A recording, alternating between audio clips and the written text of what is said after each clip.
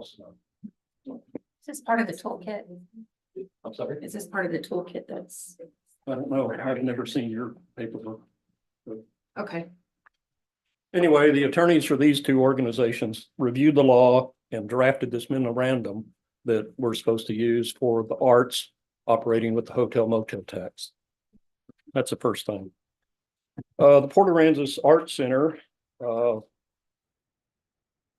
is an amenity for the community in that the tourists come there when they're sunburned, they've caught their limit, they're tired of the weather, it's rainy, it's cold, anyway, they come in. We keep a voluntary sign-in sheet at the door. We ask them to sign in where they're from when they come.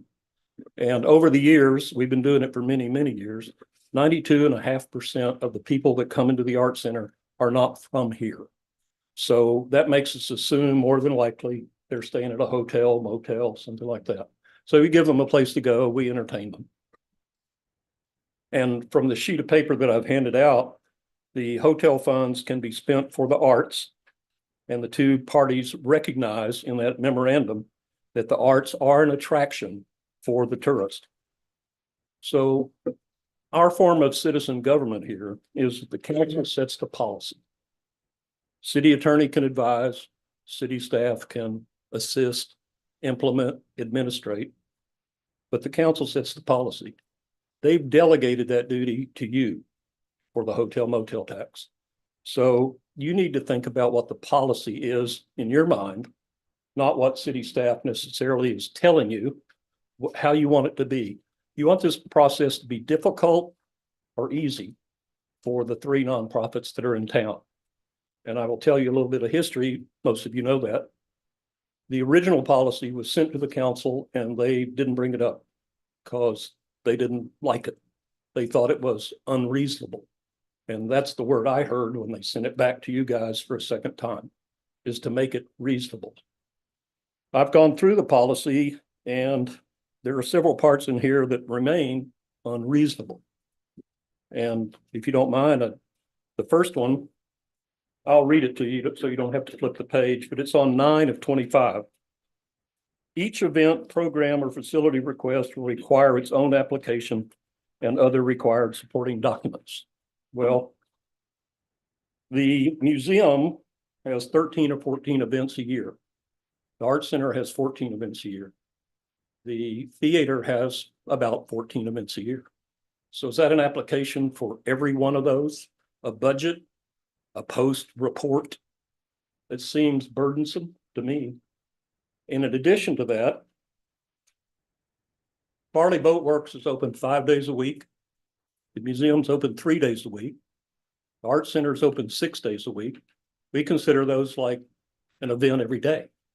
In addition, the Art Center has 200 classes a year for artists. We do 5 separate weeks of a summer camp for the kids. Do we file an application for every one of those? It would seem more reasonable for an annual application with a budget and a report at the end. And we're not opposed to transparency. I was a CPA for 40 years. That's what I do. We report things. We're a 501c3 organization. The IRS requires us to give anyone who asks a copy of our annual tax return. So we're not opposed to being transparent or accountable. We just think the process should be easier for us. Because the way this thing is written for events, that sounds like somebody's going to come to town and put on a Taylor Swift concert, a one-time deal. They're going to book some rooms, throw a big concert.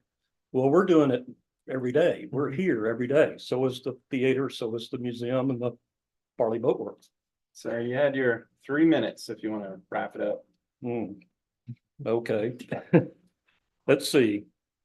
Page 5 of 25 says, I'll read to you. First, in the two-step process, every funded project must attract overnight tourists to the city of Port Aransas lodging industry. That's not in the law.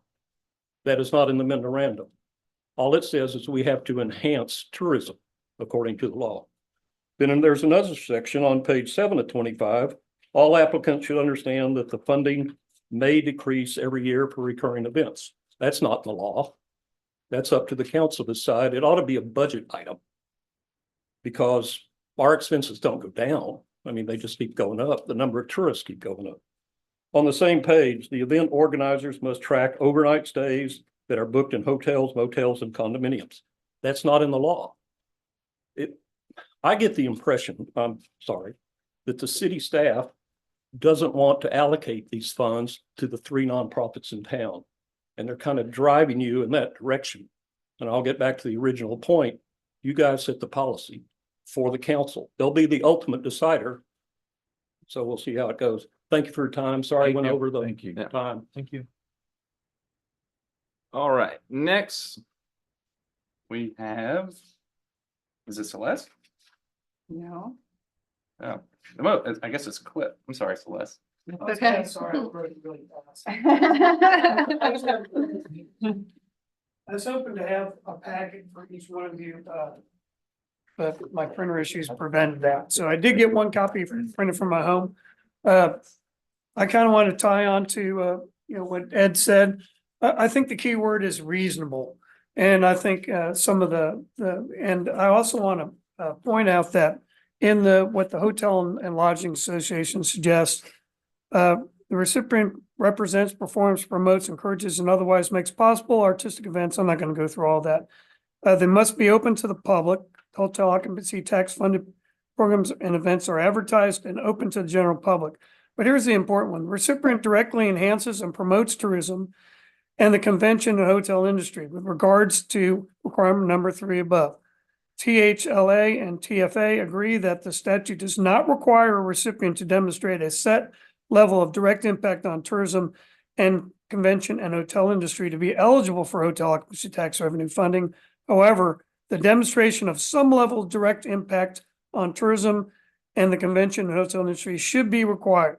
And there is because the statute provides no specific methodology for determining the recipient's impact on tourism, each funding entity has a flexibility to consider a number of factors. So you really have a choice. And what I did is I used the same base document that I think Lawrence's document had from the Texas Hotel and Lodging Association, but I simplified it a little bit. It still has a transparency.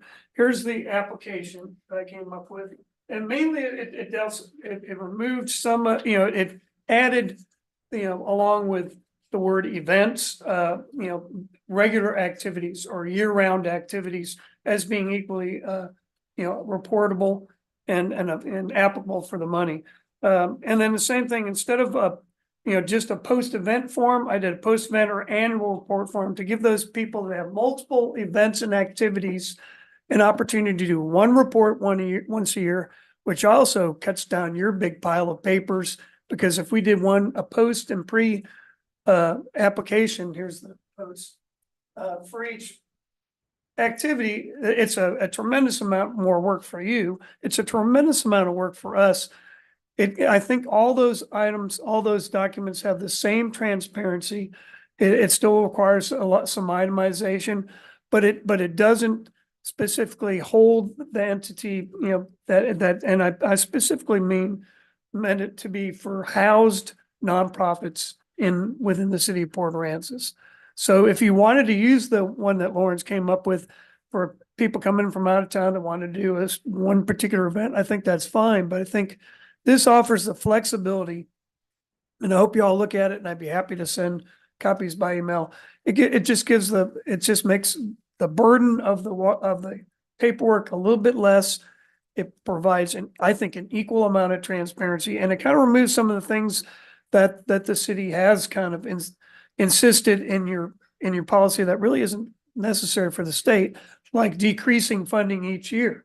That event should eventually pay for itself. While we're getting hotel occupancy funds, we're not the art center and the theater and the museum. We're not walking back home with a pocket of money at the end of each year. We're barely trying to make our budget as a nonprofit. And so any help we really do appreciate. And this is one avenue that gives us a little more time for developing programs instead of beating the bushes for funding. It really is helpful. And it shouldn't be event-based. I think an annual report is sufficient. And I think, and of course, you're going to only go through them once a year anyway. So I think, an annual report listing all the events and the demographics as best you can. If there is a room block, note it. But, but I took out I made that more qualitative than quantitative. And I think you'll find, Cliff, I'll let you go over, so if you could Okay. wrap it up. so I think, please take a look at that. Consider, adopting those forms instead of that. I didn't want to say, don't use your form without providing an alternative. And I think if you look at it, it'll be great. All right. I'll All stop. right, thank Thank you. you so much for your time. All righty. I have no other requests to appear. Is there anyone else that would like to speak? Sounds like there are none. We will move on. Items for consideration. So first is item A, under number 4. Presentation, general discussion, possible action on hot grant policy draft. All right, we'll just dive into this. So last time we met, presented a draft for consideration. Since then, made some changes to that. Emailed it out to the board. And you can see where we did some striking of language, with lines through it. And then additional new language added to it in red. Did everyone have time to review that? Or do we need a little time? Do we want to kind of go through it, or any specific questions on? We can kind of really talk about anything. I would like to just ask a few questions, Uh-huh. concerning, and I know that this town is built on a lot of precedent.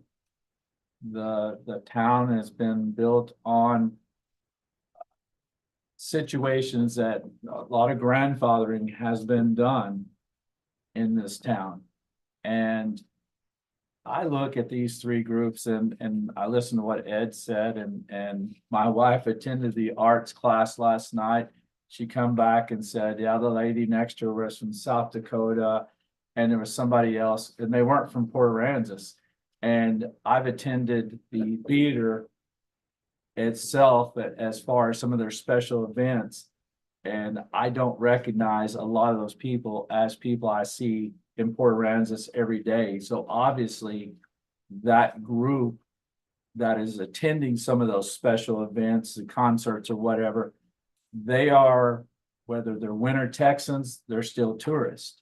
Obviously, we know winter Texans typically don't pay hotel occupancy tax, but they're still, and I kind of go back to, I think Ed and Cliff both alluded to, that it's not all about that, it's tourism as a whole. And I think our group, we're all about trying to provide good tourism for Port Aransas.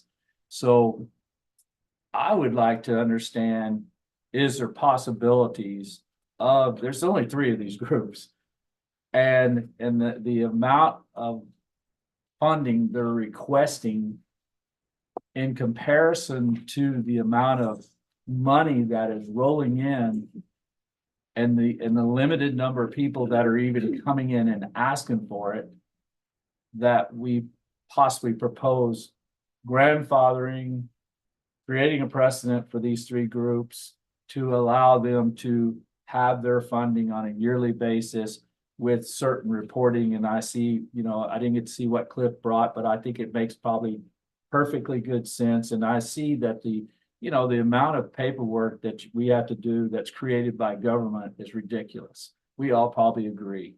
And I don't want to be a part of creating more paperwork and saying this makes it worse. I would like to see something along those lines to, help these groups, because they're going to continue to be here day in, day out. They're part of the fabric of Port Aransas. I think most of us know that, and that we need to do everything we can.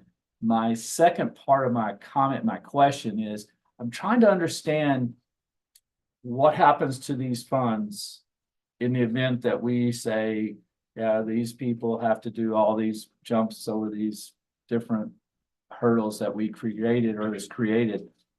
Where do these funds go? What happens to these funds? Who are these funds going to be used for, if not for some of these groups? Because I'm not hearing of anybody coming up trying to do a Taylor Swift concert asking for money. I'm not hearing it, and I just wanted to kind of understand that.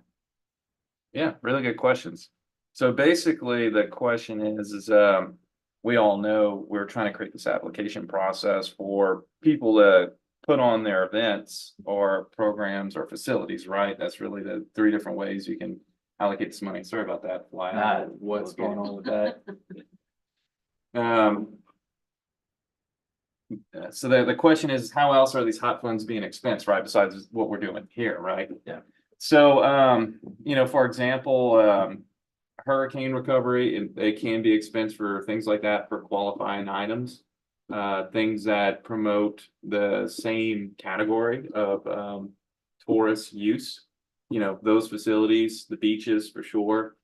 I think probably even you can argue some of Charlie's pasture, things like that. We would have to take these expenses before the city manager and possibly I think it's good to bounce it off the city attorney just to make sure everything's good to expense, right?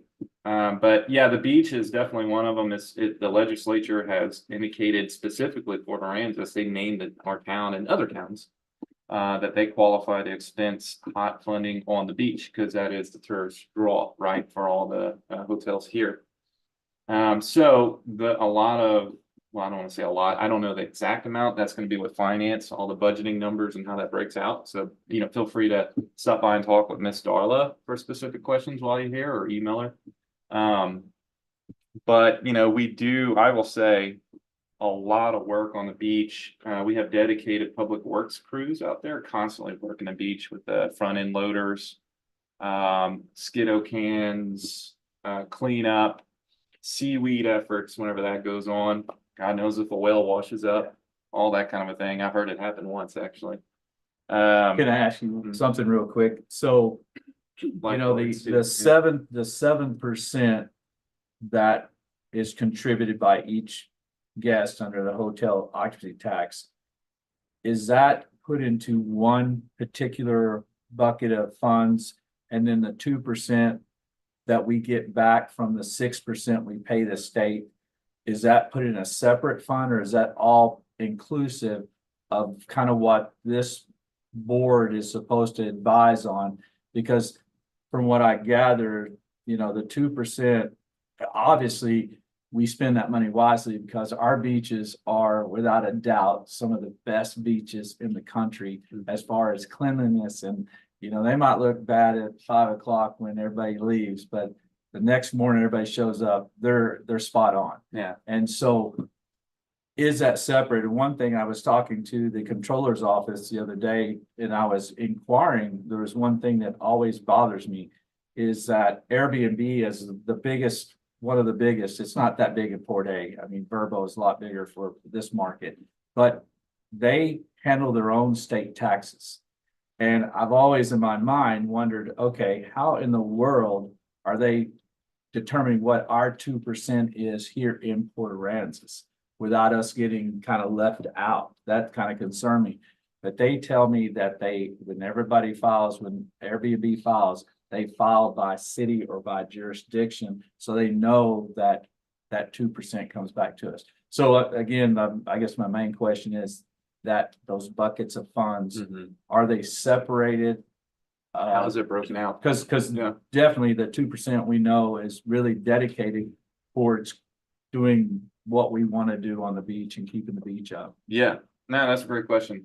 I would actually visit with Miss Darla and ask that specific question if you got the time. I'm not in charge of creating that particular item or the budget. I do assist with the budget creation when that rolls around, but I don't actually touch the hot funding. She does all the allocations. So I don't really know how it's all broken out, whether it's all just in one fund per se, like the hot fund, or if she's got multiple funds where it's being split out. That would be the question. And then it sounds like your question also is, because council has directed this board to come up with a policy. They want to have a policy in place for all applicants to come and apply with the city for funding, right? That was their directive, and that's what we're going to have to bring to the board. So maybe your question is how much per what we're putting together here, what does that bucket look like? Or out of what bucket do those monies come from? It sounds like you may be going that way, or can we create a bucket just for our new process? Those are things I think, we can visit with finance about, and she'll have to give her a recommendation on, do we need to make some changes or? I just think it's fair for everybody to understand how much funding we're talking about that comes into the city. And then in proportion, what these groups are really asking for is kind of I think in my mind, I don't know the actual numbers, but I think we would find that they are pretty minuscule and Right. to the grand total. If there's any good news, I have inquired, hey, are we looking at trying to create, as you say, a bucket or a fund, right? Where these applications come out of, right? So in your mind, that line item would have a certain amount, right? Like, let's say we only put 100,000, right? So now everyone's scrambling for that 100,000, right? First come, first serve, or whatever. That, I did ask that question, and that's not gonna happen at this point. I don't think it will. So basically, Whose decision would that be? I mean, is that something that we could put before? Because again, we're an advisory group. Right. That's just trying to, we're the Right. P and Z right, for the HOT tax to go to the front. So I would visit with Miss Darla and see if she can answer your questions there. And, if you feel like there's something different yeah, that you're thinking, visit with me next, and then we Sure. can kind of look at that, and we can see how we can go from there.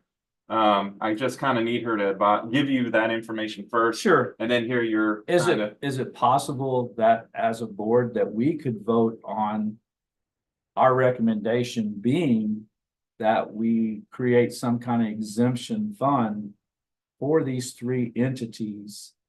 And I'm not sure, I don't speak to this group individually at all, and so I don't know how their thoughts are. It's just my personal thoughts that I think it would be something that if presented to council, and again, I speak to a few of those periodically, but I think that they're wanting to do what the citizens, obviously that's their job, would want to do. And so I think we need to just kind of put it on the table that if that's what this group thinks we should do, we Sure. should be able to put that out there and then bring that to council in a formal manner and let them make that decision in a public forum. so I think the question is can we have a different process to where the three large groups here that we know about, or have their own process separate from this process? I just think that this process here is probably perfect for the Taylor Swift concert. I really think this process makes perfectly good sense, and I don't know that anybody's gonna go, yeah. I think our big problem right now is addressing these three groups. Sure. And and I think we could really solve a lot of problems Right. in trying to, cornhole their process into this and Sure. making it fit. I think that's That's a great question. So let me give you the answer on that. And then I think what we're gonna have to do after that is probably move into a little bit of a workshop, maybe where we go line by line by line and try to address where the concerns are and see if we can't work through those. And I'm gonna assist how we can. So the short answer to your question about can we have a separate process? I actually already, I've managed for a while now and already know the simple answer to this, but I made sure by reaching out to TML Legal and also our own city attorney about that specific question, and both have advised absolutely not. You create yourself in the light of preferential treatment. So the city has to adopt one policy and everyone has to abide by that policy. so. What do you do with the previous timeframes where we've done this? I mean, Where we had no yeah. policy? So from, this follows a lot of the stuff. Like, I deal with HOAs all the time. Mhm. People, well, that's against the HOA laws. Well, there is no HOA police. There truly is nobody that walks in and says, hey, you violated the HOA rules, you're gonna get a fine. There is none. And I tend to believe there's no hot tax police either. obviously, if there was, we would be in a world of trouble for what we've done in the past. So I'm just trying to understand, and I think that that's where we kind of are a little bit lost in the, not the Right. document, but I think that, you know, we can go through this and try to make it fit.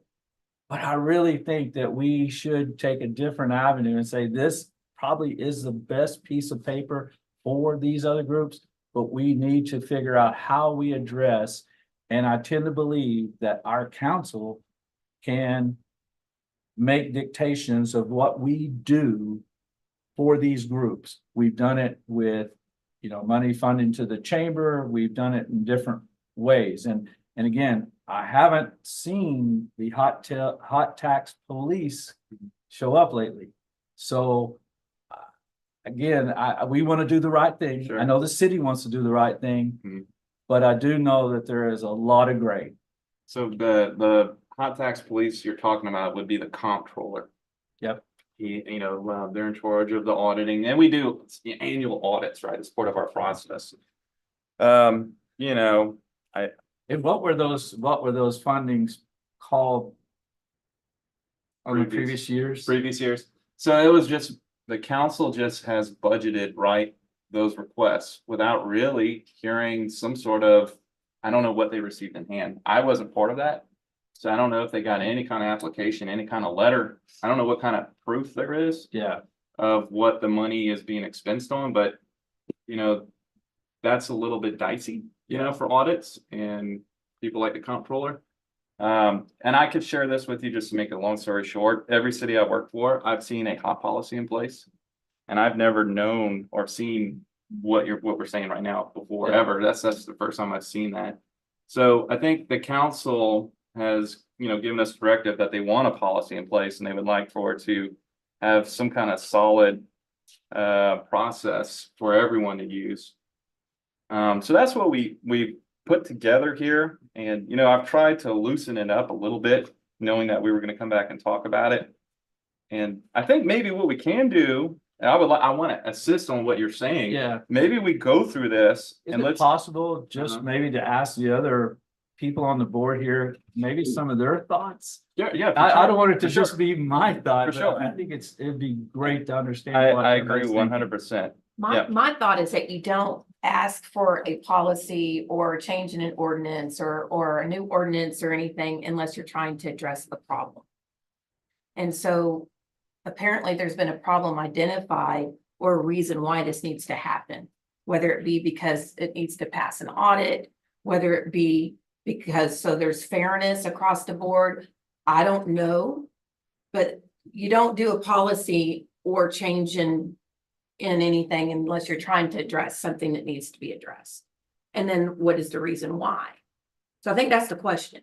And I think the reason why is because from what I'm hearing, I don't know, just like the rest of you, is that there needs to be something in place to fall back on for the city in case of an audit or in case someone challenges, why are these people grandfathered when I'm trying to do the same thing here? I think maybe to be more consistent, I don't know. That's just based on my experience, what I'm thinking. Yeah, that really is the summation of it, is really just, how do we justify everyone and being fair and not looking like there's preferential treatment. We're trying to avoid any kind of argument or complaint that would come forward, because that is whenever they will go to the police, the comptroller, whenever they feel like they've been wronged, and they will certainly come down and look into everything at that point. Luckily, that hasn't been the case, and I think that's what we're trying to avoid now, is to have something in place that everyone can use. And it's not adopted at this point, and that's why I think maybe we can go through here and let's see where we can make some changes and try to address what the concerns are. And I wrote down what I thought I heard the concerns were from our speakers today.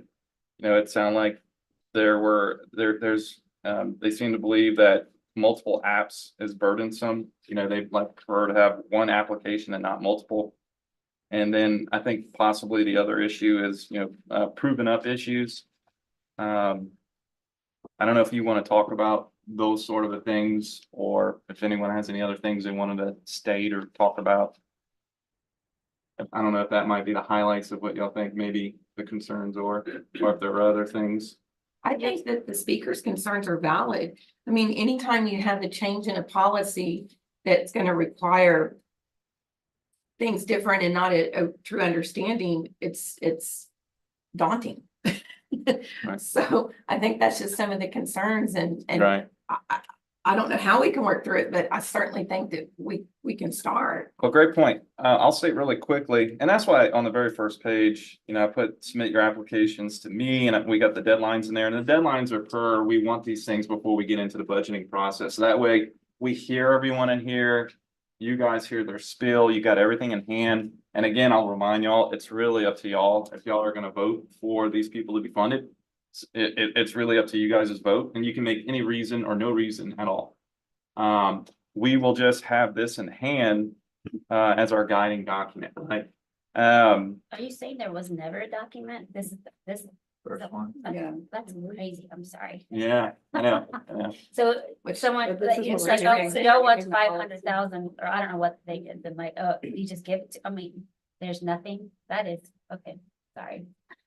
Yeah, let me see, I'm sorry, And I think what everybody did say, Uh-huh. is that you got it, I got it from Ed and Cliff both, is that too much paperwork Mhm. and reduce funding on a yearly basis. Right, I think if we could probably yep, pass those, I think we could solve a lot of problems. let's look at that, and so first, and then keep that in hand so we can go through it one by one, and that's why I Okay. said, let's do a little workshop. Yep.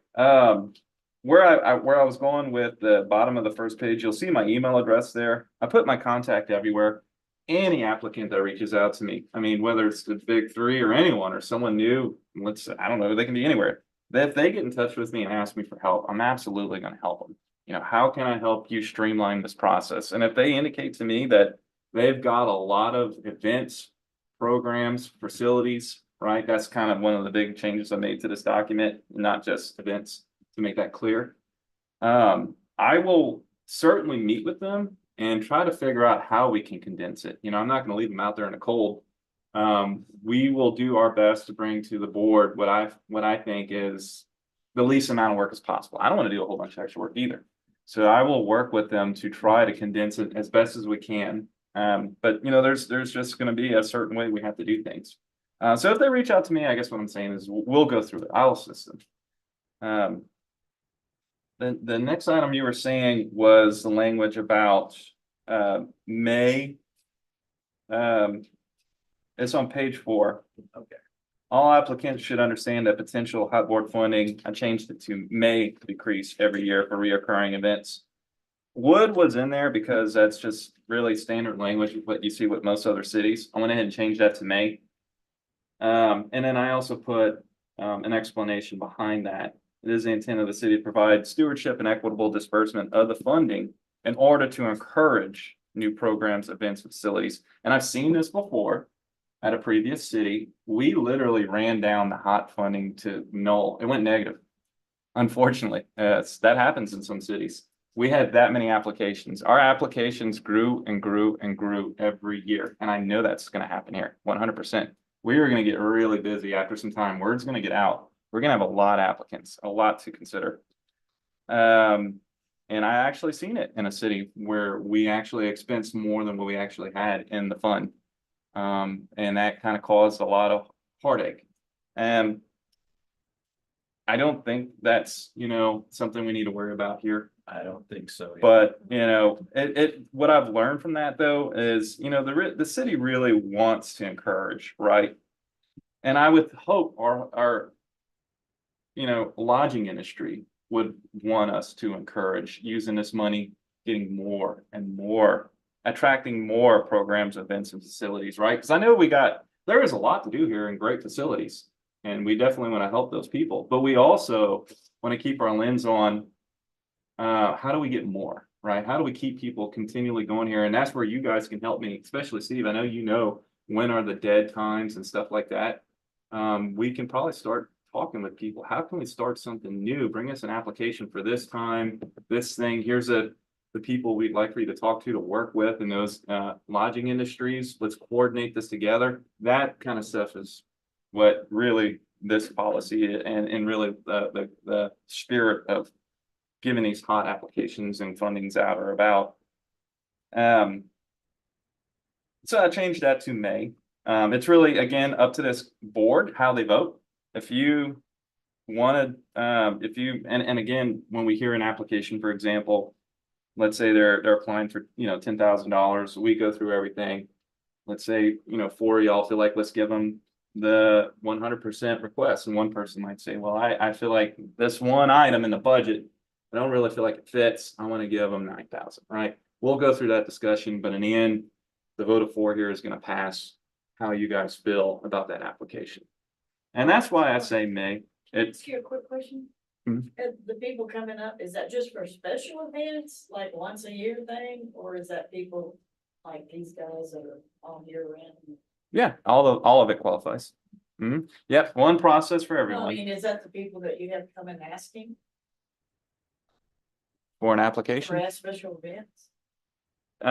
So this is geared towards programs, events, and facilities. Okay. Mhm. Okay. Yeah.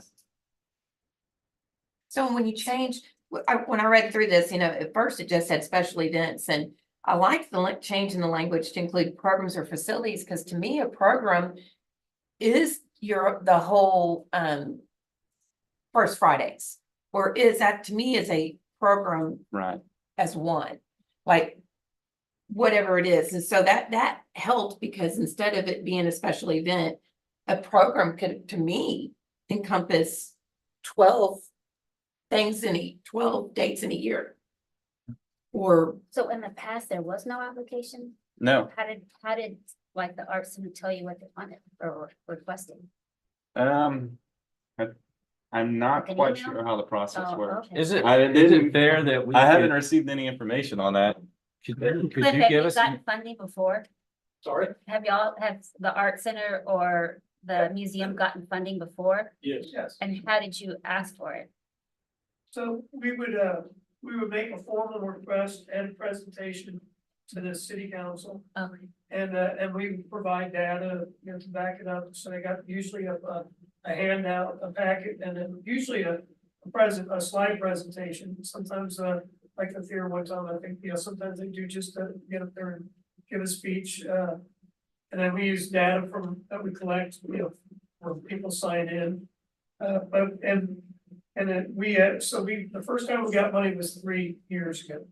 And all 3 entities applied, and then the second year we got funding specifically for the construction of the Maritime Museum. And then this past year, again, the same 3 places applied, the theater, the art center, and the Port Aransas Preservation Historic Association. And all 3 were awarded. There's been no increase for additional requests.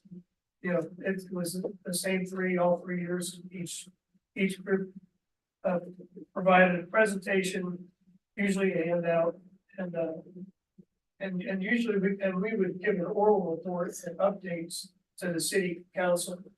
And no one can tell you that, and we can try to show for everyone to let them know how the money is being. But How much money was given last year? Do we have those numbers?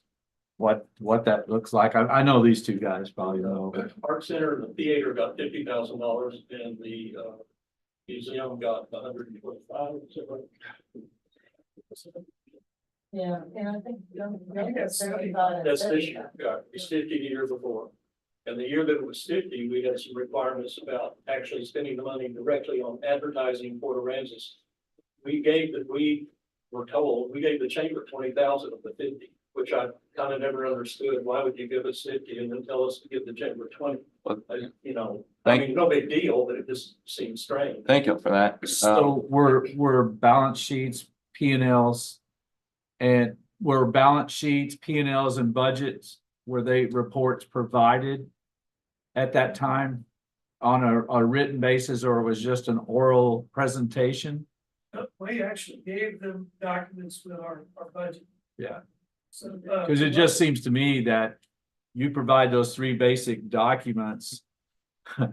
I think anybody could look pretty quick to see that there's not any, it's, because I'm assuming the problem or the fear is money is being funneled somewhere else, which we don't have that fear with our local groups, but you have to have those checks and balances. And so Right.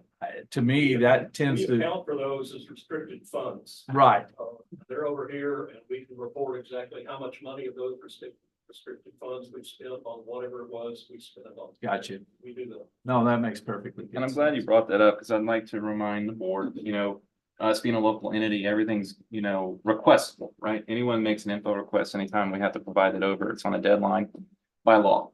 So it's the same thing with this. If someone said, I want to see an audit of all those monies that we're talking about right now, it would all absolutely have to be produced. Okay, Yeah. Yeah, right. And I can say, we went through a hurricane, we went through COVID, we went through a freeze, and we went through COVID, went through a freeze. And the problem is that everybody knows if you were here for all of those things, that these guys couldn't fundraise. I mean, nobody could get out and fundraise, restaurants were closed, everything, was crazy. And it's just been a struggle. So, and then we've accumulated all this hotel motel tax, and we at the time decided to help them. I think it's fair to understand that it doesn't stop. I mean, the hotel and motel tax is ever evolving. And the idea is to continue to use that money to increase it, to get more hotel occupancy tax and more tourists and things like that. And that's where I have a problem with, and I like the wording, may. I think it gives us that gray that we need for these groups. That way we can look on an individual basis, looking at those key reports on those groups, because I see what they're saying about coming in saying, oh, well, we had arts class last night and we're going to need to fill out a form for all that. That doesn't make any sense whatsoever. And so I think and same thing with Cliff's groups. They're doing things all the time, but I think that would make perfectly good sense that we utilize the key reports or financials to make those decisions on a yearly basis, which I'm assuming the council did that and the city did that before just going, oh yeah, you'll have this money, and I think that's going to be our responsibility to look through it and go, yeah, looks like they're promoting the city. They're doing different things. They're growing.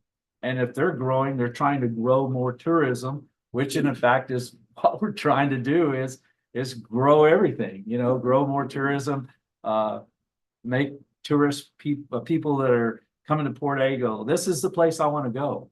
And so we want to do those things. We understand that, and we understand that every dollar that the city spends, it's always spent on a May basis anyway. Sure. Because they have a budget and they get up their budget at the end of the year, they see what they've got. Well, it was a bad year, we've got to cut back. I mean, we understand how things work. It's not a big point, and for me, it was just kind of the tone of the document. I kept picking up the tone that there was some hesitation to wanting to fund these groups, and that's all. The So- word may, I Yeah. don't care. It's all- So we're talking a couple $100,000 for these three groups, a little over, I guess, is what the precedent has been done.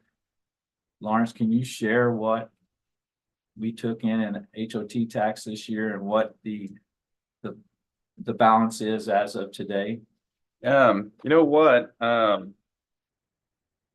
I can probably, I can go and talk with Orland, a city manager, but possibly we can make it just part of the agenda where there's a finance report attached. Okay, Or- I think that, Or That's like, would y'all prefer to just have that emailed to y'all possibly? sure, and I think most everybody knows ballpark what it is. So we want hot finance reports, It's, and then would y'all like those emailed to y'all monthly possibly? Because I mean, that's kind of usually about yeah, no, roughly that's more than adequate. Okay. Those, monthly or bi-monthly, whatever. Mhm. Okay. All right, I'll talk with finance about that. okay. Maybe we can get y'all one out. I'm just trying to simplify things and figure out how to take care of the core people that have been here in Port Aransas without showing favoritism or anything like that, but at the end of the day, and you might be right, there's gonna be others, but with our scope of the time frame that the money can be used, it really excludes what a lot of people want to do. And so, really good, healthy discussion. I'm glad we're having it because we want to present the best policy, to the council to finalize and adopt for everyone to use. So I'm glad we're having these discussions and, glad we've made the changes and we continue to want to make changes to present to council. I wanted to also just relay to everyone, just so you're aware, what I've seen at other cities and other policies is cap limits within the policy themselves. And also, I've also seen 100% reimbursed upon a post event, like no monies, you bring us your receipts. We didn't do any of that with this. We also, as you were indicating later, we never made a line item out there for this policy individually that has a cap on that line item. So I think with the combination of those three things, it's out there for people to really come give y'all a good report, and really for us to consider large sums of money. I would assume we're going to see requests, and for you guys to have something in hand to justify how much money we're really going to give these groups. Whenever, like, for example, my previous city attorney demanded cap limits in these. I don't know where he pulled that from, but that was just him, right? And he was very upfront that he's a conservative style lawyer, right? That's just, he takes things to court, and that's how he'll battle it if he has to, right? It was 15% for the art. For the arts. Uh-huh. Okay. Yeah. But did you have a big tourism area? Did you live in a big tourism area? There was a little bit there, but not like here, not at all. So, I guess what I'm saying here is we didn't do any of those caps. And I think when you have a process like that, you guys start getting used to seeing, okay, this is another $5,000 request, 5,000, right? They're going to ask for that cap, 10,000, whatever it may be. It's roughly right around that range, honestly. We don't have that in place. So we're going to see some large applications. And how you justify those expenses, I think the more information, the better. I think y'all will agree whenever we're playing with a lot of large requests.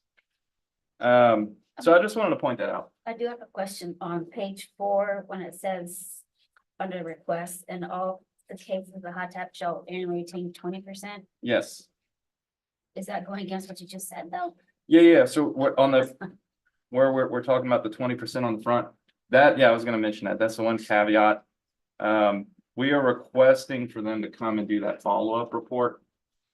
So if they want $100, we're gonna give them 80, and then to get the other 20, they have to give a It's report. kind of similar to like any other contractor, there's a retainer. We're looking at that as a retainer. Basically, give us your application. You guys, let's say, fund the 10,000. For example, then they would get the check for 8. 2,000 you would receive when you come back and do the post-event report. We're trying to guarantee that they come back and give us a post report. So it'll be basically we'll have 2 hearings with each applicant. So we'll have a lot of meetings. First hearing will be the presentation on the monies they're requesting, and we go through that. And then they get awarded the amount that, you guys choose, and then council finalizes at the budget process.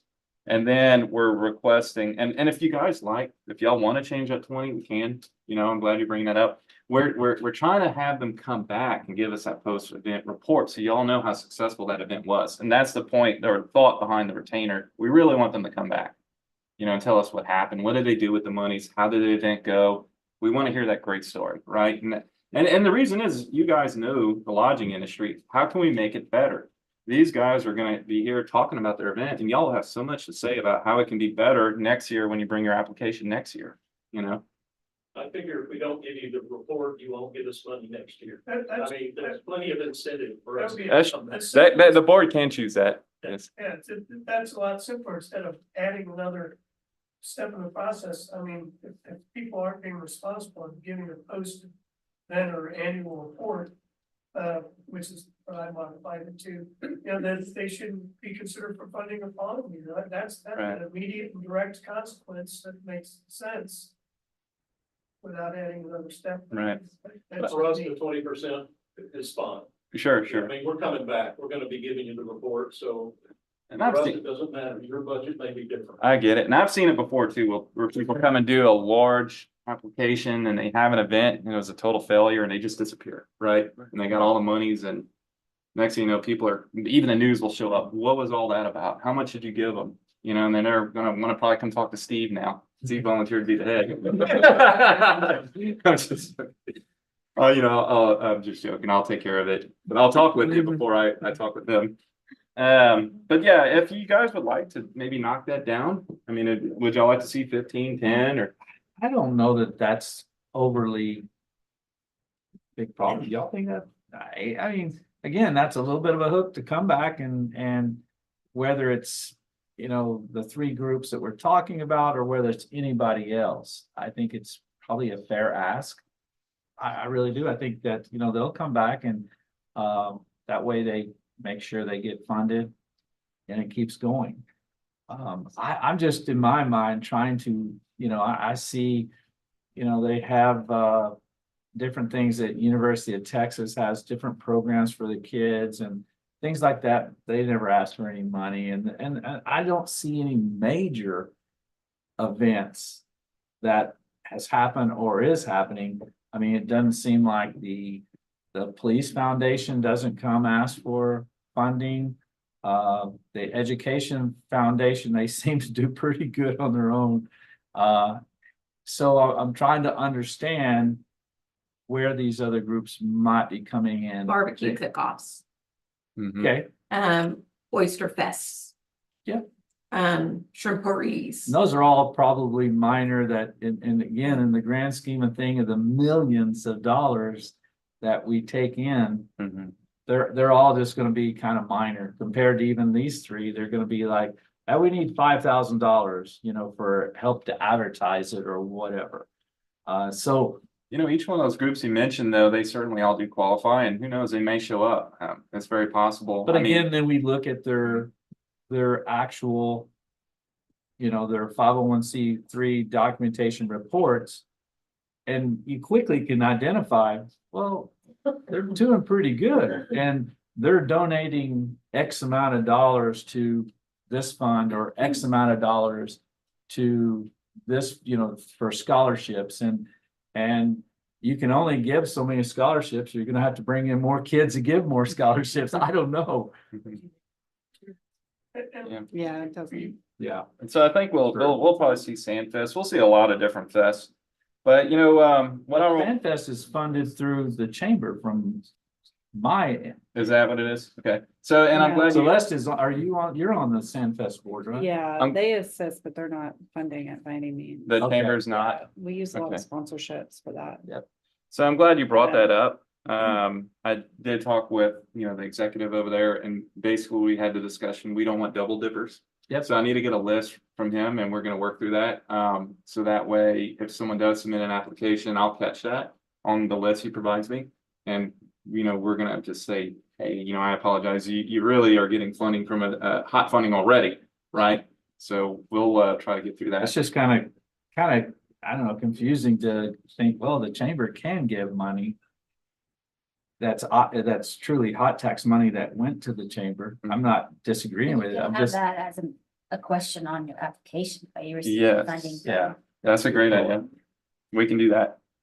I mean, there's a slew of local 501c3s and events that happen here, but they don't really come to us for money. Is it a requirement to be a 501(c)(3)? Cause honestly, I don't see that in our city policy. No, it's not. It's not. Yeah, and I've seen that before actually in some policies.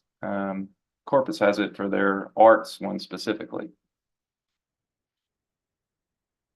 But you know what, while we're talking about it, I'd like to just remind everyone, just to do the run over of, you know, page 2, state law. How does the state law actually work? Because what we're doing is we're mimicking the state law in this policy and putting our, you know, additional language to it. But the state law, just to explain it very briefly, it has a two-part component that you absolutely have to meet. First component, simplify it, everyone always says, calls it heads and beds. You know, basically the applicant has to somehow tell you guys, however they feel like proving it, that this application will draw people to the hotel lodging industry, because that's who's supposed to benefit, right? So that's the first part. If it meets that, or they're gonna give you guys some kind of spill about how that's happening and you're satisfied with that. Now we go on to the second part. And that's on page 2 of the two-step process. It says, you know, there's letter A through I. That's all the qualifying categories that they need to give their spill about, or proof, or however you want to say their presentation. And what I would like to tell you guys is that's the hard part. That's the hard law. Hard law says you have to, heads and beds has to meet one of these categories. Now, where it's soft is, you know, if you read each one of these, there's not you won't really see a shall, or you have to, you know, it's very kind of, I mean, you've gotta somehow explain how you meet, like, you know, for example, promotion of the arts, right? D, encouragement, promotion, improvement, application of the arts, including, and it lists all those different things. It's pretty broad, right?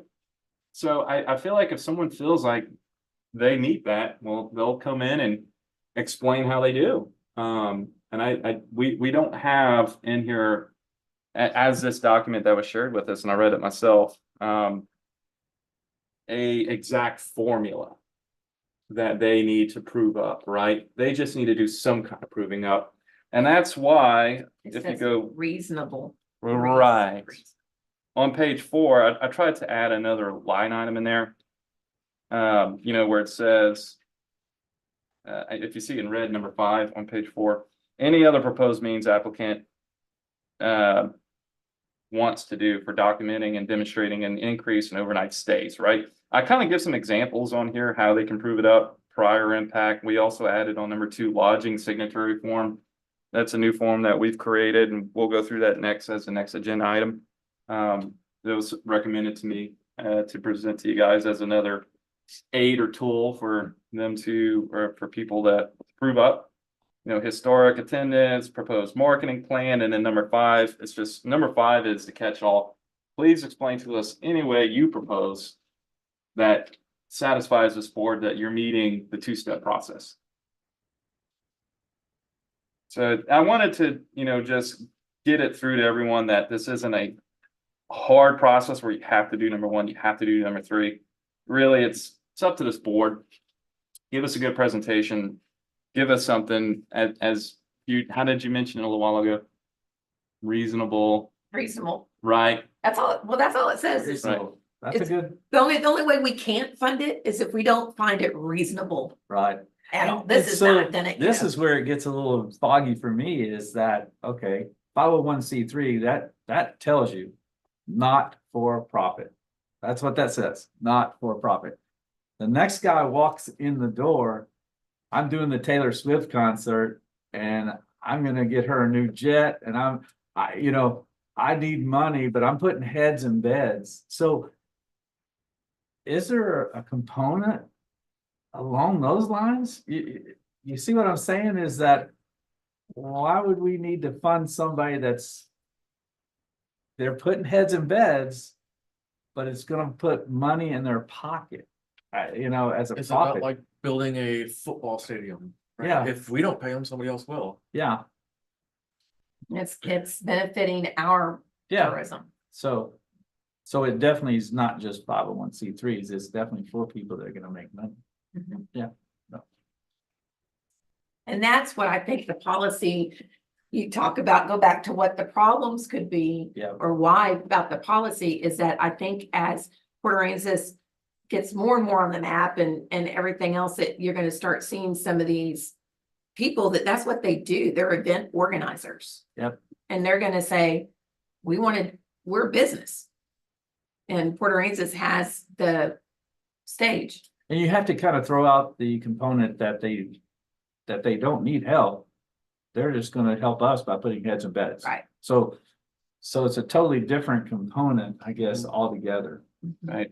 And we, I, again, will help these people when they reach out to me, try to figure out how they can put together this application and where they may qualify for. I want them to tell me, and I'll try to assist however they can, however I can, but, it'll be up to them to prove it up to our guys, which one of these they're following.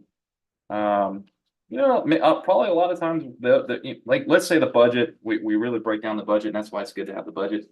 We see a lot of costs are going towards operation and maintenance, and y'all feel like whatever that event is, doesn't really qualify in one of the categories, but we do have letter C, advertising, solicitation, promotion, right? So they've got all these expenses listed on there, and mail outs, radio, TV, all that stuff we're gonna be able to fund. But we feel like, back here, we don't really think it meets, letter A through I on whatever that item is. It'll be up to this board to kind of make that determination. But we need something in hand for that determination, and that's why we have this.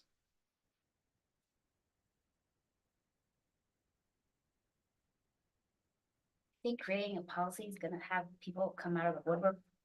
But why didn't they come last year, the year before? Yeah, I think it's just my guess, because I've seen this at previous cities. A group A gets funding.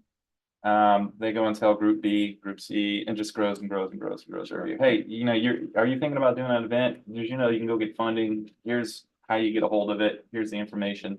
And we didn't have the information, right? Okay. But it circles back that I feel like this policy caters to those one-off events, not. Which means that ongoing. everybody has to follow a policy, or else the city could be said, you're giving preferential treatment to nonprofits, or you're giving preferential treatment to, because I don't think this is going to, I see our nonprofits getting their funding. Yeah, definitely. Yeah. If you're, I don't see if them you're, not. if you're questioning, like, for the three big ones, Mhm. is your kind of your main question, like, on number 2 for D, promotion of the arts. I mean, they're gonna fit in that category. I think all three of them.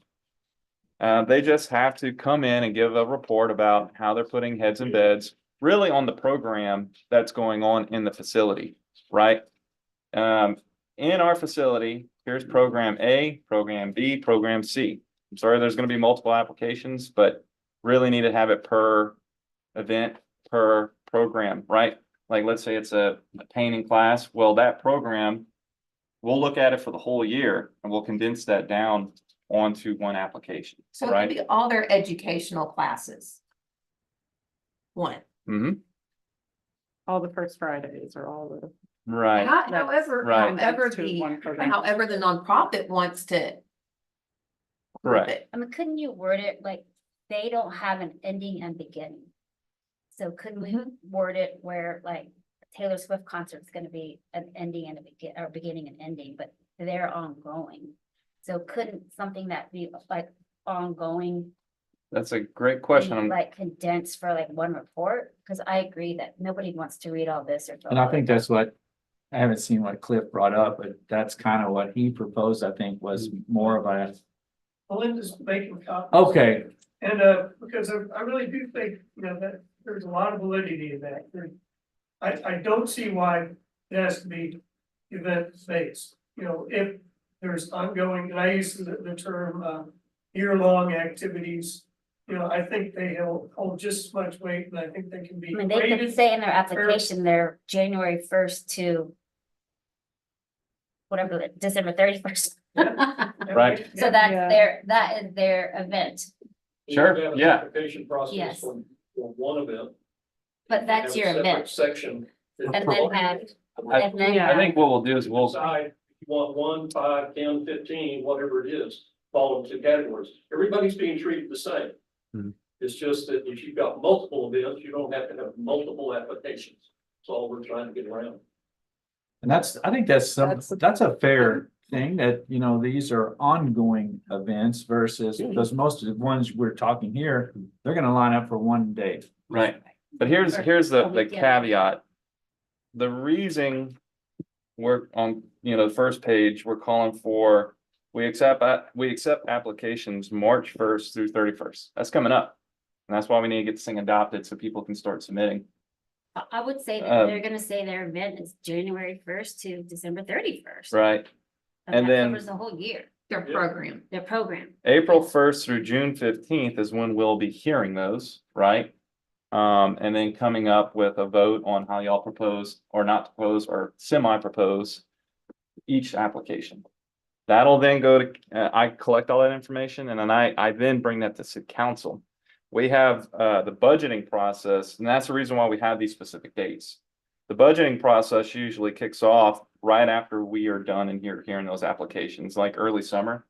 So in the budgeting process, we set the whole budget for the city. The fiscal year is October 1 through September 30th. That's our fiscal year, and we're not allowed to expense beyond those, right? We set the budget annually. So I need to then, when we're setting the budget with council, we're gonna buy all these trucks, we're gonna build X, we're gonna everything, right? They'll say, okay, what's going on with the hot funding? I'll stand up and I'll give my spill on, here's all the events, here's all the funding that the hot board approved, and this is what we're recommending. And then council will take their vote in the budgeting process with all the other things to fund that or not. It's really up to them in the end. But I think, most things will just get funded. So I guess my long to this is that we can only do what's in the budget for the year, which is gonna be October 1 through September 30th. We have to show that expense in that annual budget. Well, each person or entity that comes to you, you would say, okay, what is your timeline? And they'd say, oh, I want to have Taylor Swift come April 1st through the 3rd. But they would be like, whatever fiscal year you just said. Yep, that's why we have this policy in place. And it they could outlines- just have line items on their application of what they want. They have like 10 art classes a year or whatever. Mhm. And Yeah, we need to just look at it for the fiscal year. And, we'll work with the applicants on that. Because if the application process is in March, basically, you come with the 23 reports that y'all have for your association. That makes it really simple for us to, as a group, look through and go, yeah, obviously, there's nobody making $150,000 to do anything. And they are bringing heads and beds, bringing tourism. I think that's pretty simple.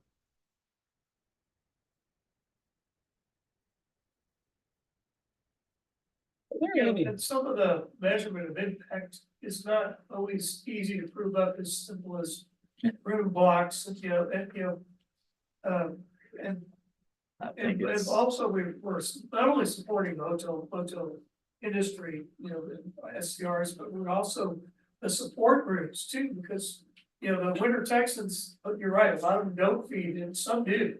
A lot of them don't feed into short-term rentals, but they're supporting the restaurants that, you can have the best room in Port Aransas, but if there's no restaurant to go eat, because some of them close down in the winter time, you're not gonna come back, or you're not gonna come back in the winter. So, and one lady at our lecture series, we had 140 people show up on Monday night. We had them sign in, where they're from, and if they were using a short-term rental. And one of our volunteers asked this lady, she goes, please sign in, we use this to verify our hotel occupancy tax funds. And she said, I certainly will. This is one of the reasons why we come to Port Aransas, is for these kind of events. So, that's not always measurable in terms of room blocks and receipts from hotels.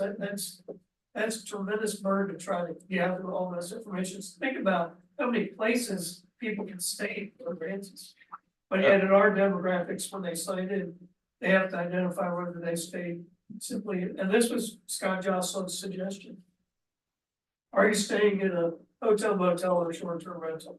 And they just check yes. Sometimes they'll say which one. I'm glad you brought that up, because that's one of the things I've added in here, besides just number 5. Show us however you propose to prove this up.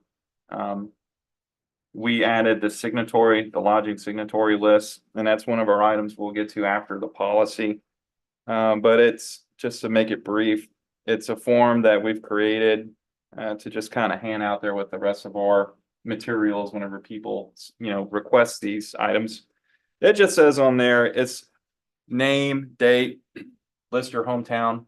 Like, for example, whatever this facility is that they're visiting, right? Could be in any one of them. Give me your name, give me your date, give me your hometown. Then it says how many overnight stays in Port Aransas, answer that.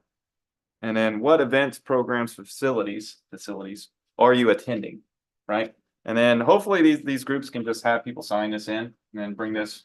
And I guess that'll probably be their prove up, right? And in the winter, a lot of those people are staying at RV resorts, which don't pay hotel motel tax, but I think that there's still tourism industry. It doesn't It's say still that they have to tourism. pay HOT tax. It just says that it's They're in the promoting tourism. tourism, there's tourism. Cause they're here and, again, Cliff's 100% right that winter Texans provide a little angst for some of us, but at the end of the day, they provide a lot of business and they're great to have in Port Aransas. I think we all welcome them. I think the phrase in the law is enhanced tourism. Right. There you go. Does everyone sign in Sorry. for every event? Do people sign that and sign in? No, they sign in when they come in the art center. Of course, it's voluntary, you can force them, but we ask them to. That's what they sign. So like an open The other event, like the events, Wooden Boat we have to look Festival? at the receipts. I was asked. We do, so, we have, we have a program that's on our iPads where people can, it's called Zap In, where they check in at either facility. And then we carry that to events, but for one festival, we just, we have a big sign, Joel saw it, thanking the city of Port Aransas for providing this year's, we didn't charge an entry fee this time, in hope of getting more people in. And then we credited the city of Port Aransas for doing that. And then we just had 2 or 3 people go around in clipboards, just asking for their zip code. And if if they're staying overnight, Port Aransas at a hotel, motel, or a short-term rental.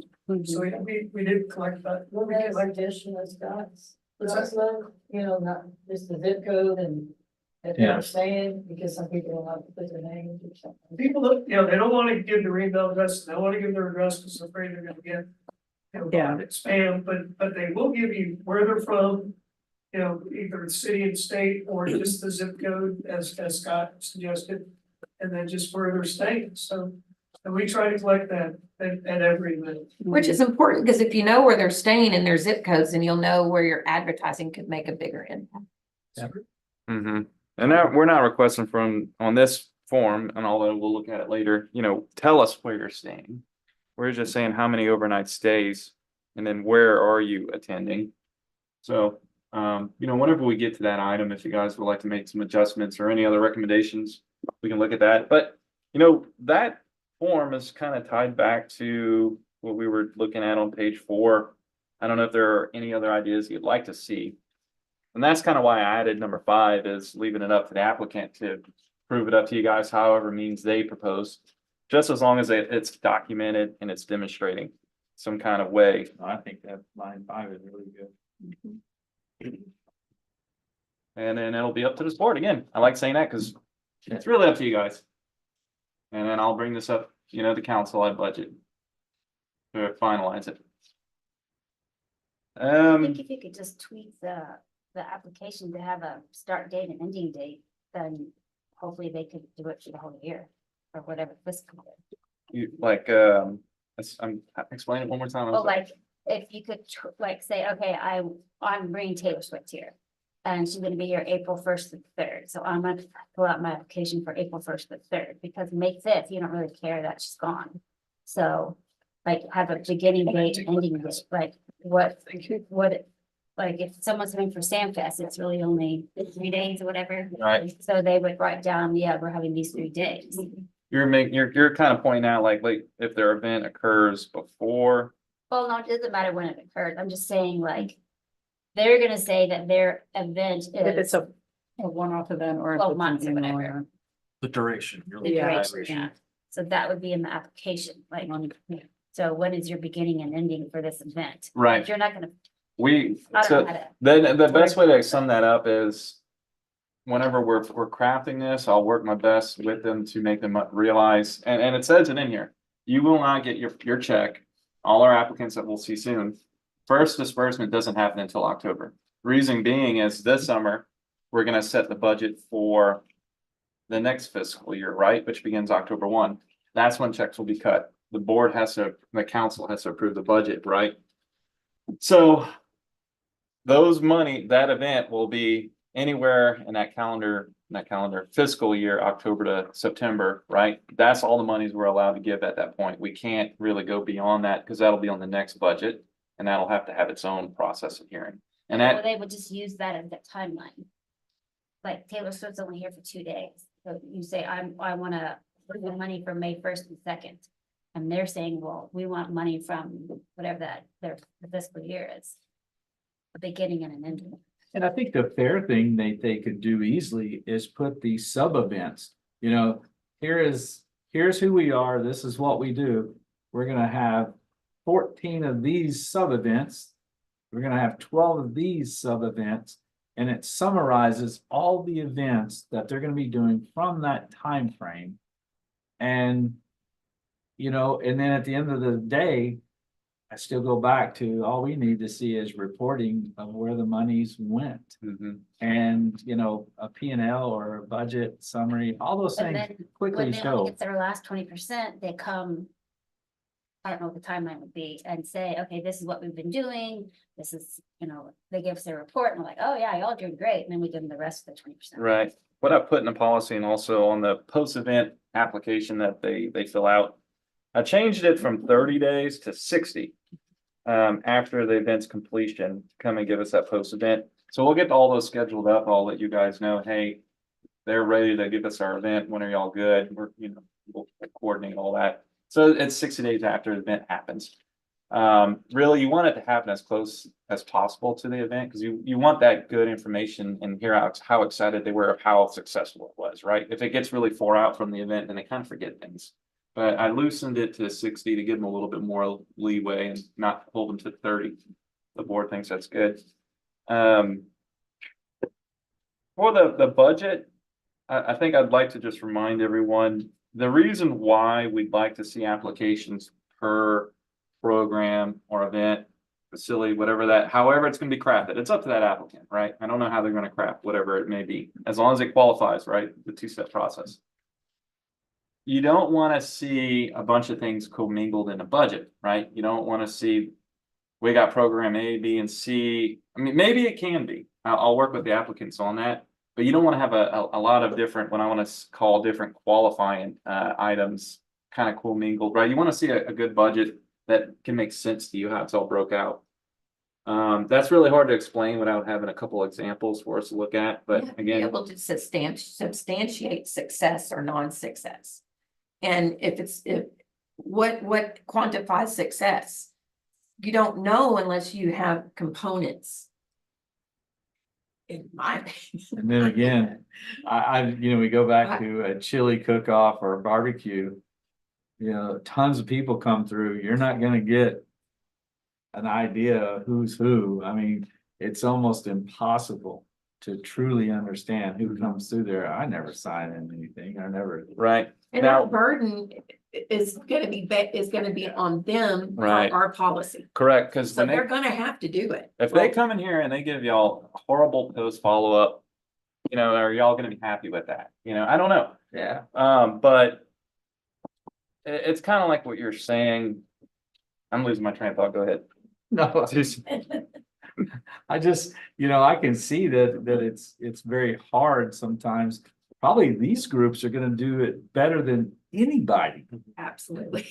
Based on they got these people captured, they're getting their names, they're doing a good job, but I'm starting to think about some of these others. Mhm. And, because, there's a pole vaulting group that comes here every year on Father's Day, which it doesn't qualify because it's not in the time frame. That's changed. There's no blackout dates anymore Okay, per this new policy. but they come in and of Thank you, course, Fred. Yeah, I did.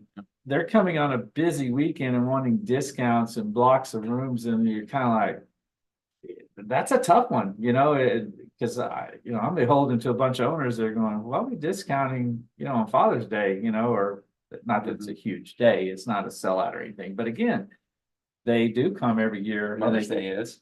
Yeah, it's a big thing. Father's Day is at the RV parks. Yeah, and so that's a big cook-off day, right?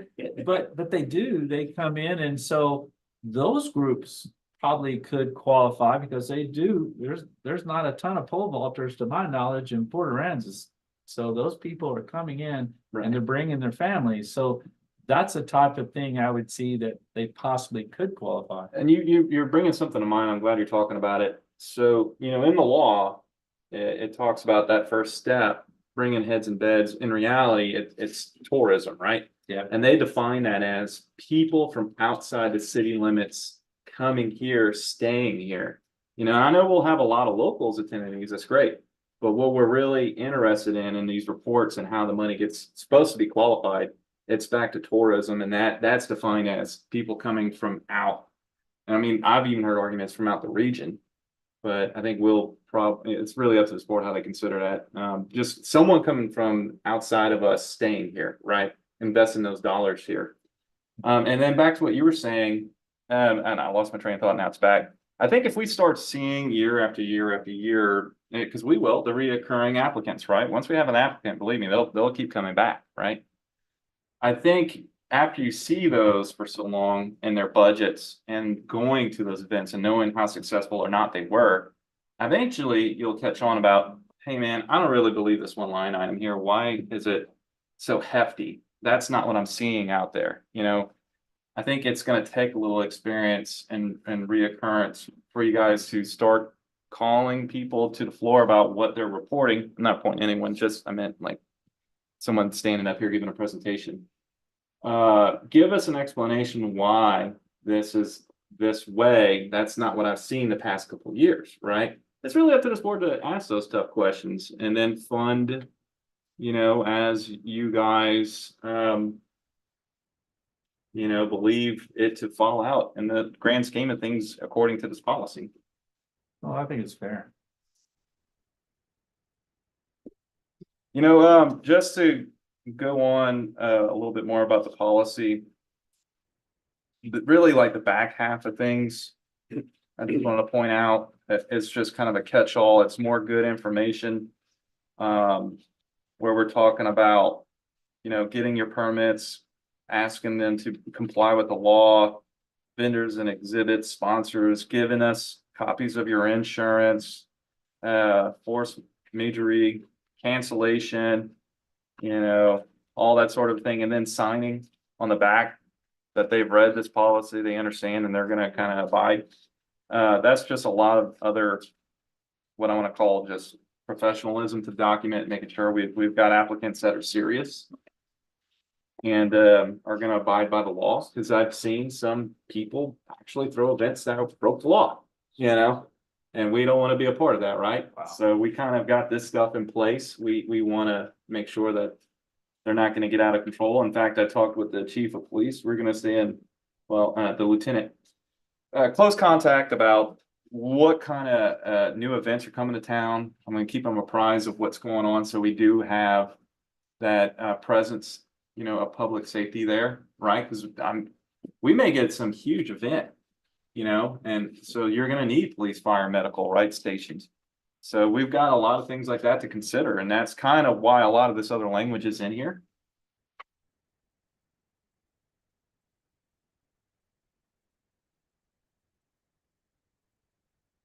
Back to what you were saying about barbecue cook-offs. I've seen that at my last city. It was a successful application. They did it was a giant barbecue cook-off, and it got bigger every year. But specifically the person who put it together, he somehow reached out to the judgers. There's a legit judging group of barbecue out there.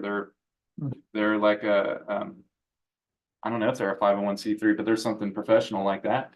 And they somehow got them to coordinate with our city and had judges, and you can even attend, and I was part of it. Like, people were entering their steaks and chilies and all this stuff, and I was part of the judge group. You take a bite and you pass it on to the next person unbelievably. it was throwaway silverware, right? So they put it in a closed box, you take a bite, pass it, and you write down your score, and next day, it was pretty good. I was eating and eating and eating, but stuff like that, it was really big. We had to coordinate with the police where people are parking, where they can barbecue, drinking in the public, restroom facilities. There was a lot to talk about, right? And we need to talk over those Sure. kinds of things with applicants, and are you gonna give us a copy of your insurance, I hope? Where are you guys doing this? Where is everyone gonna park? Where is the trash going? Are you gonna have security? How are you gonna make people line up? Is it gonna have boundaries? Is it gonna be roped off, fence? Where is this happening?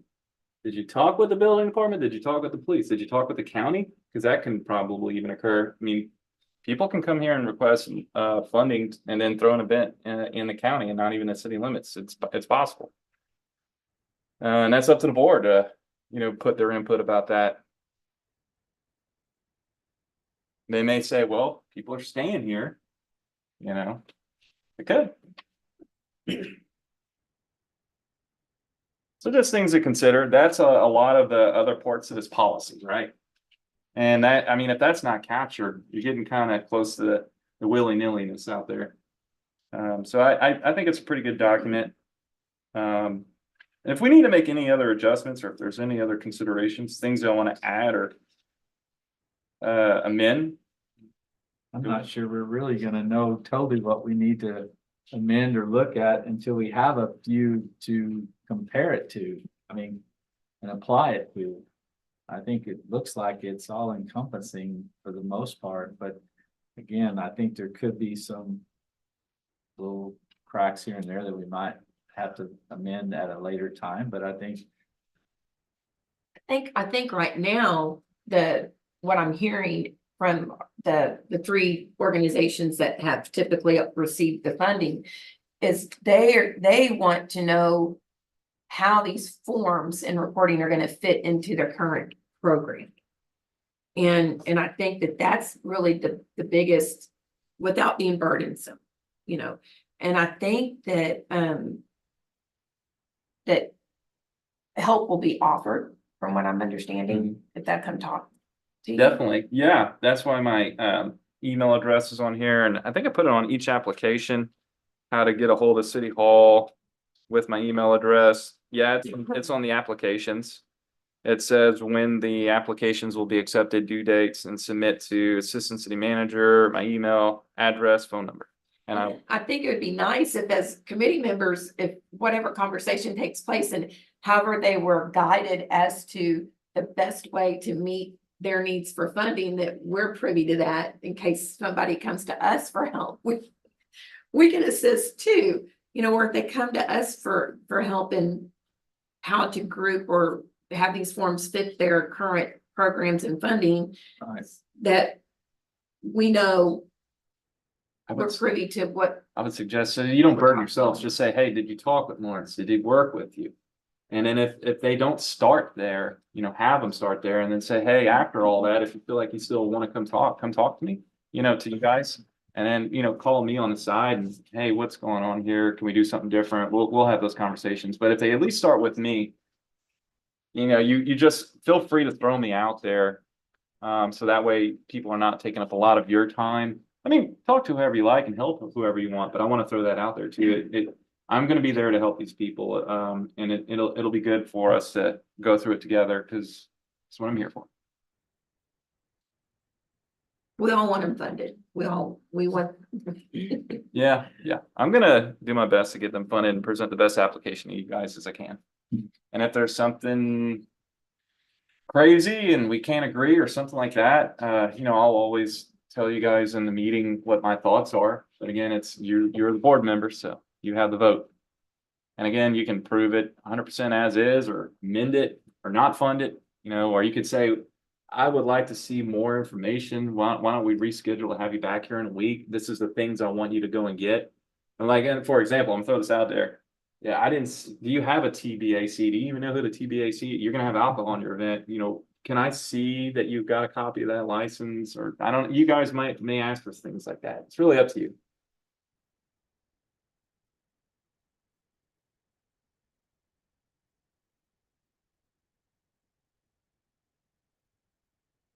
Well, if there's any other discussion, feel free. If not, we'll call for a vote on what you guys think of the policy. Can I ask what the final language is on the application process for those entities that have multiple events during the year? I have a clarification.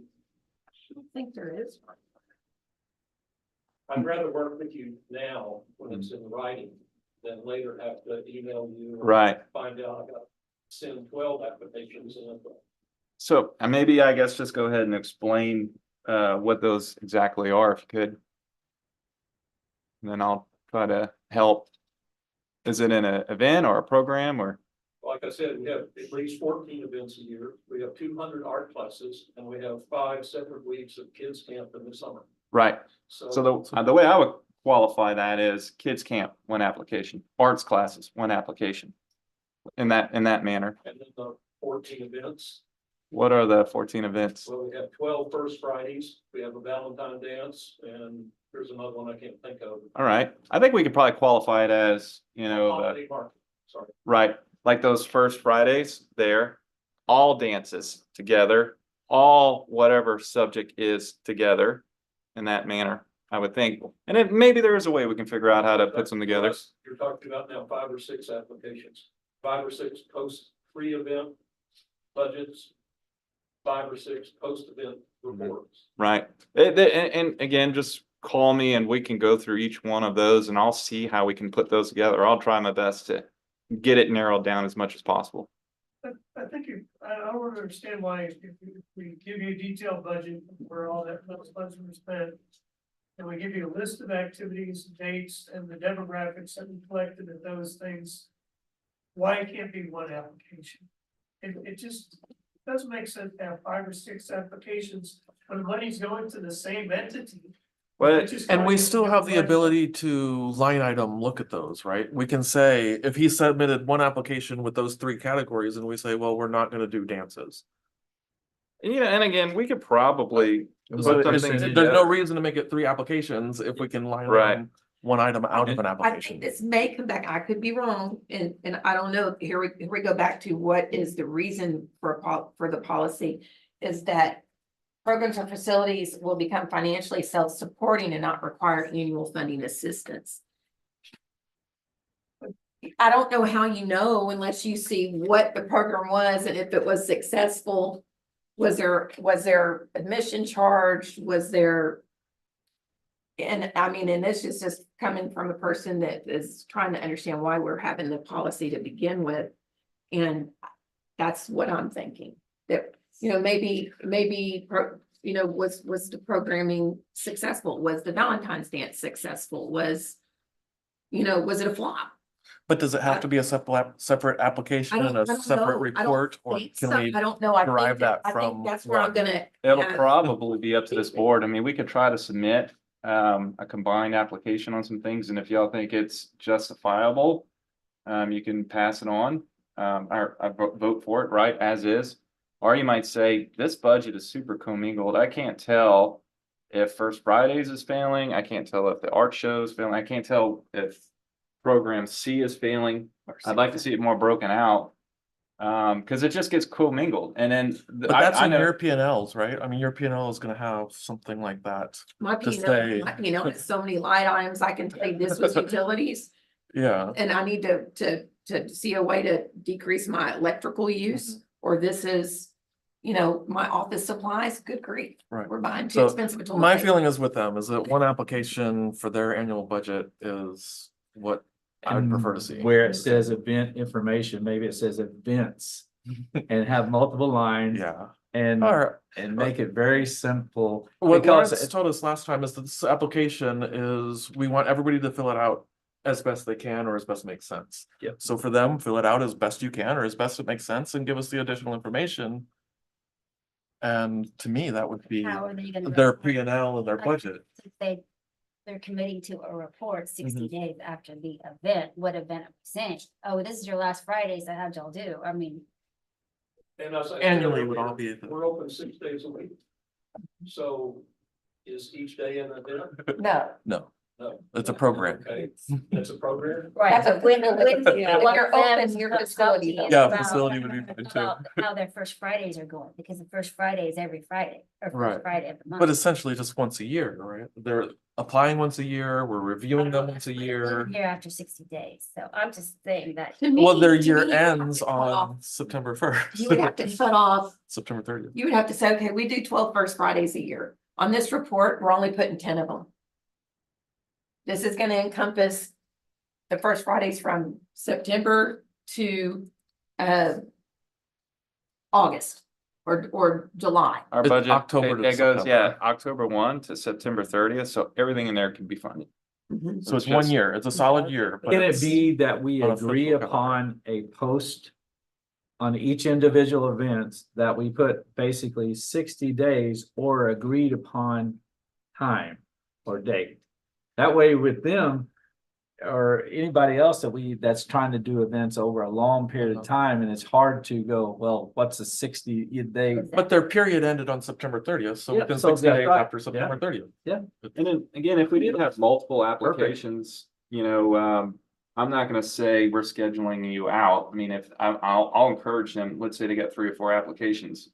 Let's get them all together at the same time. Let's hear them all at the same time, right?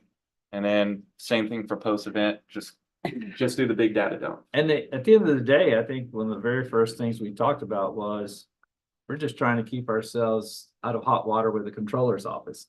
And if we have all this data, we made a conscious decision or educated decision.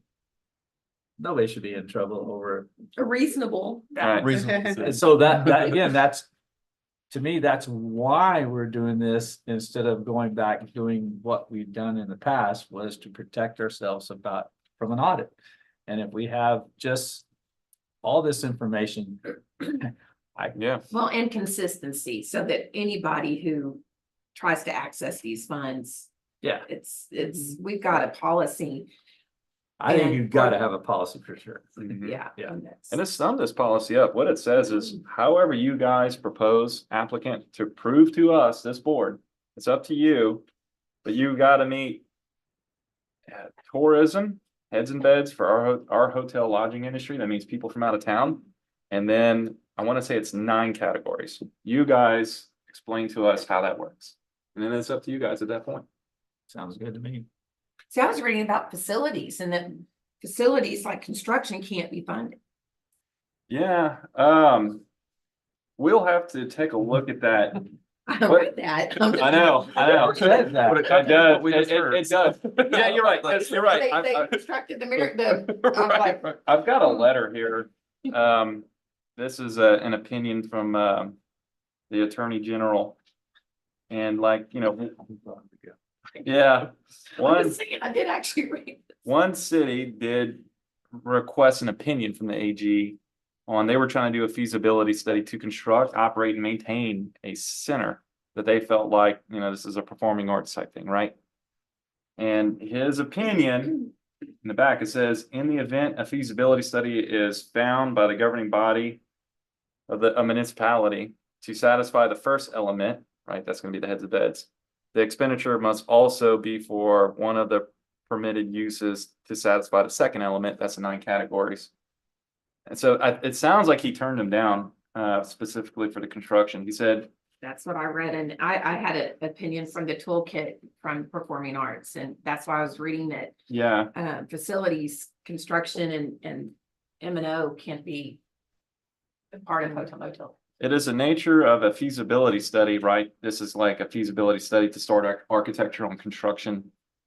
To examine a given project, which examination could result in either conclusion that the project is not feasible, or a decision not to proceed with the project, or a conclusion that the project is feasible and the decision to proceed.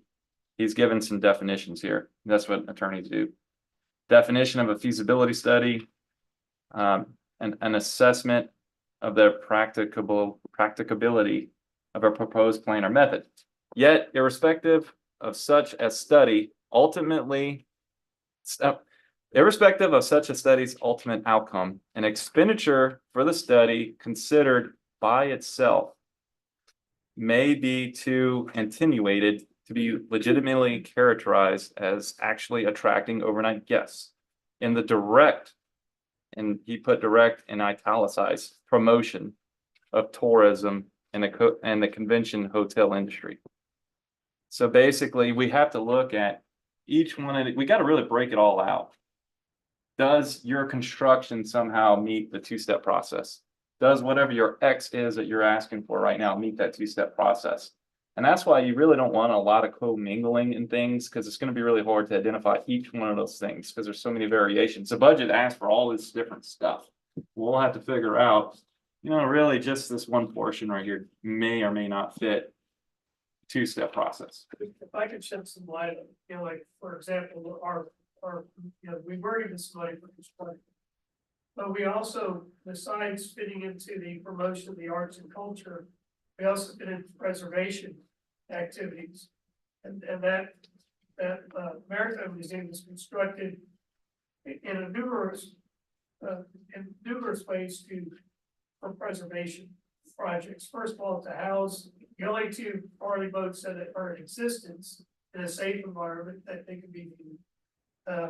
Also, we brought back the architectural design of the U.S. Lifesaving Station that was destroyed in the 1800s, but it was built in the 1800s, 1880, and then destroyed in 1919 storm. That's what that one side of the building people always think is a church, but actually it's a replica of 1800s construction of the U.S. Lifesaving Stations were built all over the country. And we hope that it'll be a dual purpose that when people have conventions, it might be a meeting place for people. So we really did fit. Yeah, from what I've read, there's a difference in facilities construction for preservation than there is for the arts. Yeah. Right. That's right So here. that's Capital what- Improvements. Yeah. You can't spend hotel money on capital. For the arts. So that's what I was just throwing it out there that there's caveats. It's okay for this Right. certain, but it's not okay for this certain. So would the city, like, the And we're things supposed to know all that, He's supposed to find out. that got voted down a couple of times, the sports center complex. Would something like that have to go before this board and the city or whoever is proposing it? Do they have to come in and say, before we give yes or no, our opinion that goes before council? How does that work? I can tell you what So- I've read. Go for it. What I've read, I'm a geek. I like to do a lot of reading. But what I read was that if somebody has a convention center or a rec center or what have you, and the city council has said, we're going to use hotel motel tax certain percent to fund that. And let's say it's funded for construction bond or whatever took place over 20, 30 years, what have you, that if that funding is tied up in that project, it can and has limited the amount of funds that's available to any other organizations until that is paid off. That's what I read. Right, so again, I don't know how the budget's broken out. You can visit with Ms. Darla about how she breaks out all the funding, but yeah, we, basically there is only a certain amount of hotel motel reimbursements, right, that come back to us. So in theory, you can run out of it. And again, I explained, I've seen that happen at the city. And I said, is it the case here? Probably not likely, but yeah, I mean, that's kind of what you're explaining. We don't mix that in with general fund or like gas revenues. You know what I mean? Each one of those stays in their own little fund. Which I think is a great thing that we found another way to fund. So we can't steal hotel tax money and build a wall? Okay. You're for the wall? No. I mean, it seems like our government sure knows how to move money around. So I just want to make sure that we're within these, the constraints and because also I see where South Padre, they have 11% now. And I was under the impression you could only have a additional 2% in the state of Texas. But now they have 11%. Yeah, you can up the amount of tax you take. And I think we may have more room to keep upping, but Yeah. I don't know. It's really up to the council to advise on what they're looking to do. Kind of like they advise us to come up with this policy and they want us, this board to start hearing applicants and They want that is what their directive was on how they want to start handling this moving forward, you know, before they start funding things. If Corpus Christi decides to do a convention center, they're county. So the county can raise theirs and it affects us. So what's going on there, from what I understand, is they are just about paying off the convention center. So their ability to have that 2% additional, because we obviously have stuff in Corpus. Properties that, I say they're in Corpus, they're 5 miles out here, but they're in Corpus. We have to capture 9% for that city. But from my understanding, once they pay off whatever that funding was for that facility, it has to go back, or they have to try to formulate another way to. Do keep they it ever there. go down? No, that's just, No. it's just strange how it all works, and I think Victoria's correct. We all came a little confused as a group, I think, as to what our real role Directive was. Right, council gave the directive for the policy, and you know, we'll start hearing these applicants. But you know, feel free to talk with me, just like I'm inviting the applicants, come by my office, give me a phone call. And just say, hey, Lawrence, here's something I'm interested in having presentations on, or action we'd like to take, or just reports I'd like, or here's something else I think would be cool to do. And let me know what those items are, and I'll try to run that up to the powers that be and have a discussion and see if they like that idea, and if that's something we should try to incorporate in our agendas, you know? So once this policy is kind of set, does the city attorney look it over? And then it gets voted by the council? Yeah, so once you guys finalize this document for you're an advisory board, once you give us your advice that this is a document that you guys like and y'all feel comfortable hearing applicants moving forward according to this policy. You know, I'll bring this to the city manager, and I think I would believe it may go to legal at that point. And then it should get scheduled for a city council meeting for consideration, you know, and they have the power to say, we like it, we don't like it, we want to amend it, send it back. Can we look at what Cliff proposed, like is it shortened version? Yeah, I and was what, looking, they looked, I was trying to pick out where the Whose differences is are. whose? 'Cause I don't So even there- know. So I can tell you what the differences Okay. are, and I But- think, Like, well, which- one thing I'd like to advise on is, I mean, we could talk about it, but which one? where Those two that came back. These one- came from you? yes, Okay, that's what I just. and I think that's not the final form. I'd like to send you the final. I think I grabbed the wrong email for it. I mean, But what I did is I took. I reduced the importance of room blocks, but still left that to make a note. right, If an event had room blocks. this is what I'd like to offer. When we get to that item, we're not there yet, maybe we go through that. And just next time, it does help to do the cross outs, the red, you know what I mean? Just so that way we can see where the changes were and adds were, just for next time, you know? Yeah, I don't know, What I did is I. do y'all wanna take no action on this policy and just jump to those? Or do you wanna take action on the policy and then jump to this? And then we could just double back? Let's double back. Or what do you think? Let's I'm go not the back chair to- of this committee. Basically, I mean, you wanna, everybody has equal do you decisions. wanna take a vote on right now, that per the agenda, we're talking about the policy. And then the next couple items are the forms. That'll be the next items on the agenda. Can So- I ask one more question? Sure. I have lots of them, but. So somebody brings you an application.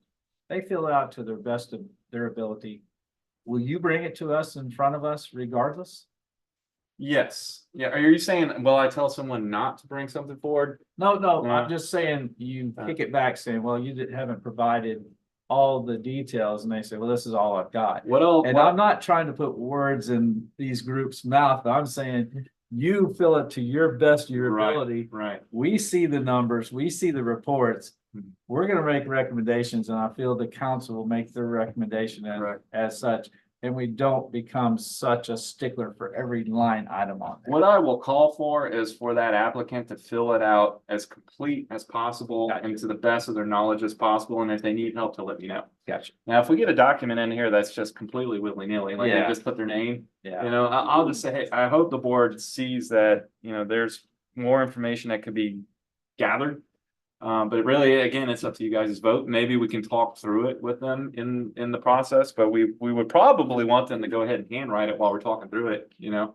Well, they'll actually have a presentation in front of the board and at that time we can go, well, I don't see this. We can ask those questions and get them through the process if we need to. Here's the thing too, they're supposed to submit these applications to me with the deadline, right? At what it says on here, March 1st through 31st, submit them to me. There's my email address. Then we will start having meetings scheduled for you guys and applicants, April 1st through June 15th. So it's coming up. Yep. Whenever I see these come through and they look, if something looks pretty bad to me, you know, I'll reach out to them and say, hey, is this the best you got or not? Can we work on this? And I'll try my best to work with them if they haven't already reached out to me. And so that way we get you some better material emailed out to y'all ahead of time for consideration. Sure. And if they just say absolutely not, this is what I'm submitting, I'll just say, okay, whatever. And then when we get in here, I'll just say, yeah. It has questions. Yeah. Is there any verbiage that we can include for combined application? I don't think we really need the verbiage because it's up to the applicant to do whatever they want.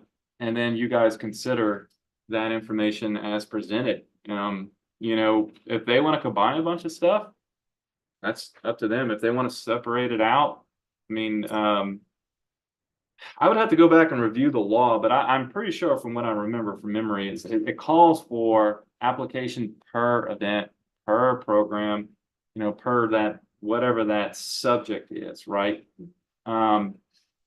Will they hold their feet to the fire? It's really up to this board. I think it goes back to how much information can y'all make sense out of? If you get enough sense made out of that application as it is, so be it. But if you feel like this is too commingled, I really like to see this more broken out. Then, you know, that's kind of what we're really aiming for at this point. Just don't give us a confusing document, you know, like that's how are we going to pull this apart, you know? But I think we'll just see what gets submitted and we'll have to make adjustments moving forward, you know? Does South Padre have a hot tax policy that we can look at?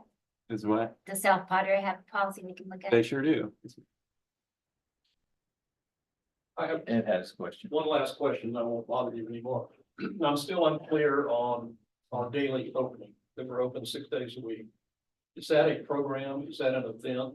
What is that? Is that covered by hotel motel tax at all? The electricity, the staff, all that? I think probably what I would do if I were you is, you know, start having people sign that on their way in, right? Right. And you can say, okay, here's how I'm proving that these people are from out of town and they're staying somewhere, right? So that's the first part of the process. Second part of the process is that the 9 categories. I don't know if you got one in the back of your mind you think that would fit in. Well, it's enhancing tourism because I said 92.5% of the people that come into the art center every day are from out of town. I think that's, you know, you put down the beginning date of the period to the ending date. We look at it and say, makes sense. We send it to council. They either say, And I know none of it's for accounting, none of it's y'all's items that are listed there. It would be kind of broke out. Yeah, again, October 1st through September 30th, you know, that's how we combine our budget. So that's all we're allowed to fund. So that would be the lens of how you're creating these. If it's an everyday thing, you know, that program will be just the one application showing the October 1 through September 30th, right? And that's that submittal.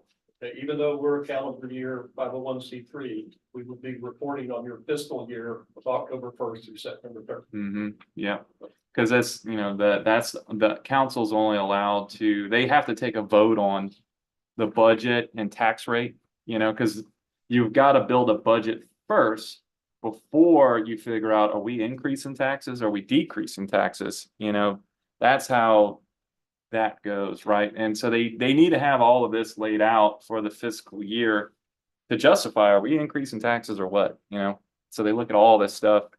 So the money that you would fund between October 1st and September 30, none of that we would be able to spend between what? I mean, Right, we're a calendar year right. organization. Yeah, we're not gonna start, I mean, we're gonna start taking applications coming up This in most March. recent funding, you gave us $75,000, which we are treating as our calendar year. I don't know that really matters that much when you truly spend it. In my estimation, Ed, your group comes to us and you provide us your previous year's budget that said, this is what we had done. For this coming year, we're gonna add in something, these things that we're gonna add in for our budget because we need a little bit of an increase or whatever. Just like I look at all these HOAs, you know, as we increase assessments, we increase them based on budgets, what's gonna happen, what's the need, things went up or whatever. So I think a budget is very much in order for us to look at it and go, oh yeah, this makes sense. And then a P&L would show you've got money from proceeds of people coming in and paying for the classes. You have the money that you got from the city or from the hot tax, and it would break it down. I'm not a financial guy, but I think that would give us enough information to provide everything we need to say yes or no. And that would be okay if it's on a calendar year. I don't see a problem, and I mean, we're not gonna ask you on that form to say, I spent this $10 here. I mean, I think I didn't know since the city's on the fiscal year, if they can spend Yeah. money that's not in their year. It does say funding limitations on page 6 So of the policy. on the use of local hotel occupancy tax revenues, number 4 is expenditures that promote the arts. Number 5 is funding to historical restoration or preservation program. So that's just the 4 and 5 of them. I don't know if your utility bill, though, falls under any of those categories. Right, you would have to say, does paying this utility bill attract tourists from out of town first? Secondly, where does it fit in the 9 Or if categories? they didn't, it would unattract them. Well, it would. Yeah, it would be very cold, hot, and dark. But And I all mean- of our visitors want to get out of the heat. I'm just trying to, And then I again, think the- it's what we learn in everything we do today is there's a lot of gray. And we know that. Everybody knows there's gray. And to try to pin this into a black and white category is next to impossible. We just want to make sure that if the controller comes to our office here in Port Aransas and says, hey, did you use this money correctly? Well, at the end of the day, they're gonna say, well, that board approved it, and we're gonna say, yeah, we approved it, but we didn't, it went to the council, so you can't sue us, you know, and nor is anybody going to. So I think we just have to let our, you know, we're all good citizens here, I think, and want to do the best for the city. So let's just work within that gray and try to see how it goes this first year, I think. And I think what we have adopted, what you have here, Lawrence, is a very good document that kind of gives us some very good guidelines. But it also, we understand there is gray around this document. I agree with what you said. it just does say that, on page 6, consideration for funds will not exceed 1 current budget year. So if we're given a budget, it's on a calendar year, it's not gonna match. Yeah, we, I mean, But it if would, there- it would be best for the applicant, just, I don't know if it's in the application, I can't recall. I mean, just to keep in mind that if, you just kind of got to tell us that this is from October 1 to September 30th. I mean, whether it really is in your world or not, whatever, but I mean, you're telling us, yeah, this is according to your policy. Because he's doing it on a yearly basis. Maybe they don't totally match up. He's using funds backwards a little bit or maybe forward or whatever. I don't. I think it's, you know, just not really something to argue about. I mean, you just gotta know this is how we're kicking out funding and make it adjust to your budget. In the end, you're still getting the monies. Because I would imagine you could you can run all those reports based on that fiscal year of the city pretty easily. Even though you don't have, I mean, your balance sheets could be done on October or September 30th. The P&L could be backed up, you know, to show, and it could match up and to me, it doesn't seem like it would be too terribly hard. I can run it, I can run my P and L stopping on October Whatever you 1 want it. or January 1. And we just had to change the fiscal year of an HOA. And we just basically ended it short and started the other one a little early or whatever. But, Mhm. but again, I think that we get into the weeds too. I mean, I guess if I had a calendar budget, I mean, it'll show an infusion, right, of 80% of the monies sometime in October. Yeah. And then, at some point, they'll do the post, event follow-up with us, and that's when they get the other 20%. That might show January. So I mean, I know it may be, I don't know if it's inconvenient possibly for a calendar budget, but we've absolutely got no around at all with this, for how the city operates with the fiscal year. It's state law. That's school districts, everything.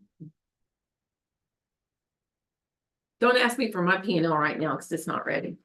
I've got to go back and do one. And I hope you all will consider an annual budget, which, I mean, the actual annual report for multiple activities. That you will strike the 60 days after the event, because that otherwise that would match in policy. You know what I'm saying? So we still would report on each event, but it would still be done annually. Instead of 60 days after each event. We like you, Cliff, but I don't know if we want to see you every, all the time. My job responsibilities have been off the charts lately. We got so many projects going on. I mean, I've been just responding to customers at this point, pulling up streets and drainage, and we've got to, we can't have continual follow-ups. I think, and again, I'm pretty sure if I go back and look this up, it's an application per event, per program, per whatever that thing is. And then same thing for follow-up, and that's it. See you next fiscal year. But again, we'll take these. I will help. I'm not willing to be on a committee and say we're not going to follow policy we're adopting. Right. No. Yeah. And I'll do my best to work with these applicants. I'm not going to leave them in the dark or in the cold when they reach out to me and they say, how can I build this? I'll ask them to meet with me, and I'll do my best to help them put this together. And if I could put it together as they're wanting in one package, I'll work my hardest to make that happen. But I'm going to bring to you guys something that I think makes sense, right? And it might be 2 or 3 applications. I'll do my best to assist with what they're wanting.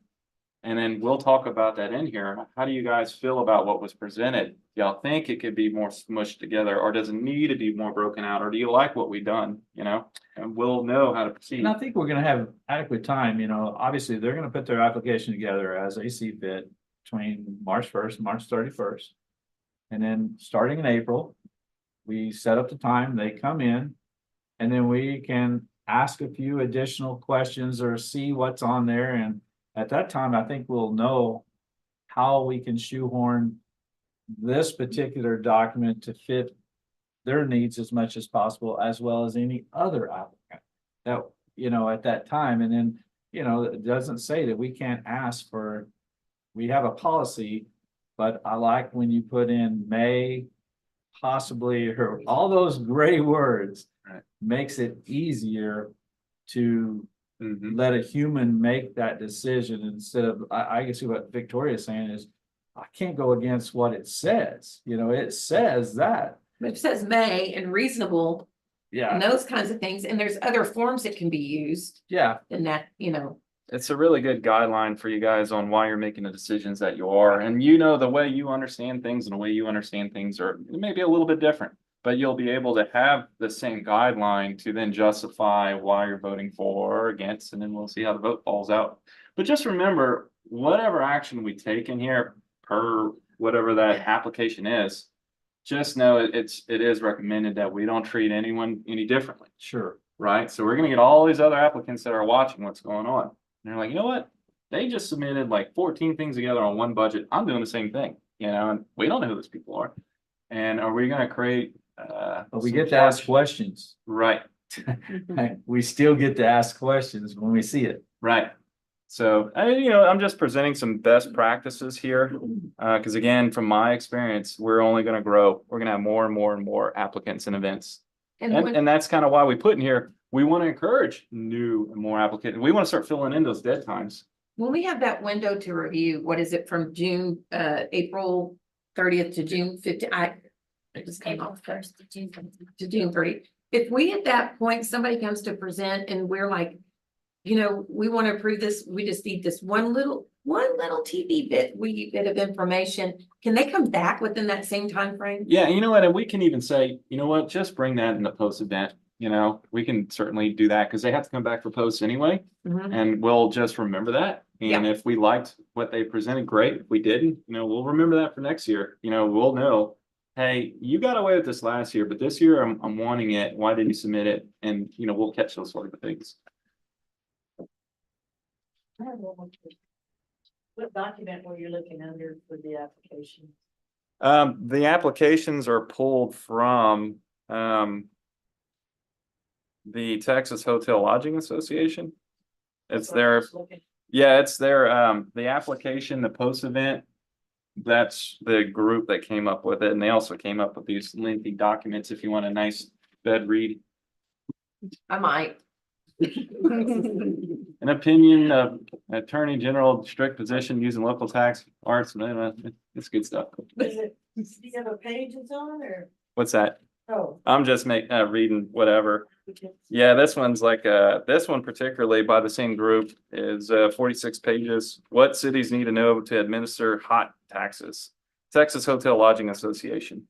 So they're an association that came up with recommending language and some they put applications together to help cities, right? Do what we're doing now. And then I took that application and posted an application and then just submitted it for you guys to consider, along with the policy that we created. That's what I did. I went back through that document and it had a hyperlink in the text that if you would like some examples of documents. So this is just, it was a suggested document. It's not, set in stone. And then I took that same one, and I know it's gonna be very similar to what Lawrence did, because it's the same base document. But I just simplified it a little bit. Like I say, I think you'll find the same transparency. Yeah. I think you didn't get the finished polished one, where I went back and changed all the wording to, put in city of Port Aransas, works, and insert here. But it's the same document. And with I that, think there's a Same. lot of good accountability in that document. Yeah. I just think that, some of the things that, like I said, the state statutes do not specify how you measure these things. So it's really up to your committee to decide how you measure those things. And it doesn't have to be by event, and there's nothing in the state statutes that says it has to be by event. I can see having a good breakdown in your application, Right, there was something. but a separate application. I don't think that joint memorandum between the Texas Lodging Association and the Texas Urban Arts mentions anything about it then. well, with that, is there any more discussion on a policy, or would we like to move on to the applications that Cliff is mentioning he revised? I don't know if there's any more discussion or wishes to the policy, or if we're ready to move on. On the beginning, the policy, the first line says, have adopted this special events. I think you're striking out special events, right? Yeah, where it says at the bottom, the very last Well, it's a purpose, under purpose. purpose. Don't you want to strike out special events? Oh, yeah, sure does say that. Yeah, we can do it. Thank you for that. Adopted, I'm gonna change that. That was the old title. The previous document was titled Special Event Policy. Now change that to, as you see it, Hot Grant Policy. I'll get that changed. Thank you for that catch. And I'll make a note here to word search. Make sure I haven't missed in any other spots to do the same thing. So it should be adopted hot grant policy. And again, reason for that is I wanted to make it clear that programs, events, and facilities are really what are the qualifiers for meeting the two-step process to the law.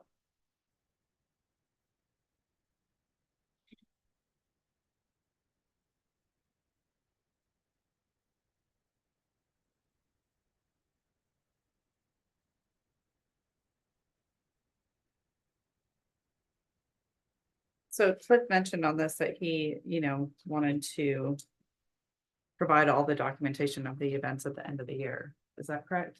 Correct. But this, in here, it's 60 days after the event. And then he will be rewarded the 20%. So that would just be at the end of the year. You'd wait to get the. Yeah, I would like additional- to see you add in the clause or in the annual report, be wherever that you put that, instead of just 60 days. Because like Steve said, otherwise we'll have to come back after Yeah. each individual round of events. And again, we're segmenting out an application, more complicating process. And I think we can present it in a very concise, way where you can pick out line items and see things very easy. Are you saying when you get funding in October, you won't have a event take place within 60 days?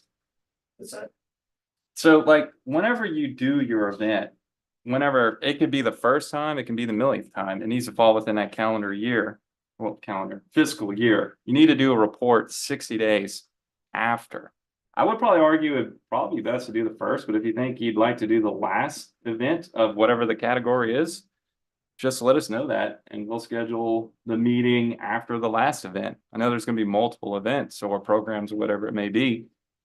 There's gonna be a lot of programs and events, right, that are one-timers, so they have the 60 days, right? If you have multiple, I mean, we don't have language in here stating, come give us your report after your first, come give us your report after your second, come give us your report after your last. It says, what it says now is event or program's completion. So, I mean, you could argue that's gonna be the last one, or it could be the completion of the first one. I don't think anyone's gonna have a problem as long as you kind of just let me know what you're thinking. Is it possible to put wording that says within 60 days or within the period agreed upon at time of application approval? Something along those lines that kind of gives us, that way we're not saying, well, they didn't come 60 days, As long as it fits into our fiscal year. Yeah, and that they come in, That's the yeah. important thing. No, I think that makes sense that, if we could put that in there, especially for ongoing events. One-time events, obviously it's simple, but ongoing events Because this- have something where we put in on the application paid upon submission. that the post report will happen Performance, but in this time frame.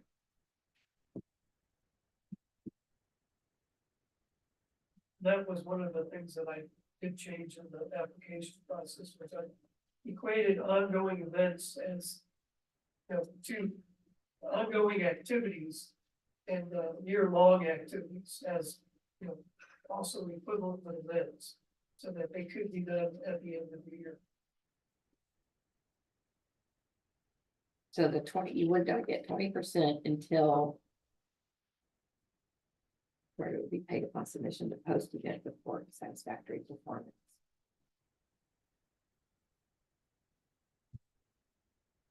So I wrote some just kind of draft language here. I'm trying to workshop with you guys.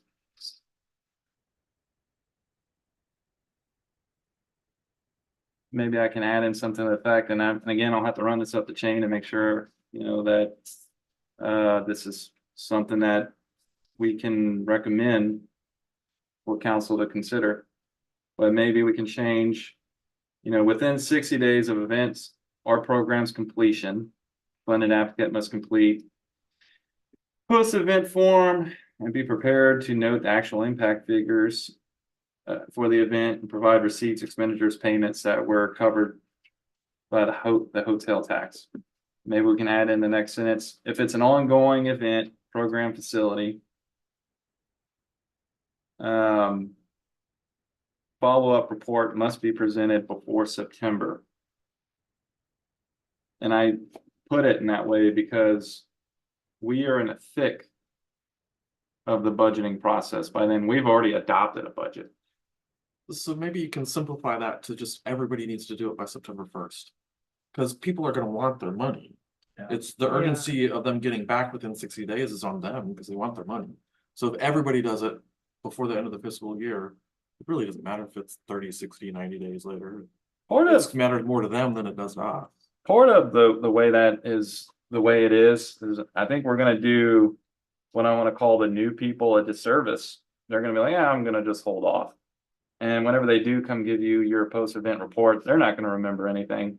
The longer out they try to do this, the less details you're gonna have of the success, and probably you guys will even start to forget whether it's successful or not, or what the community said.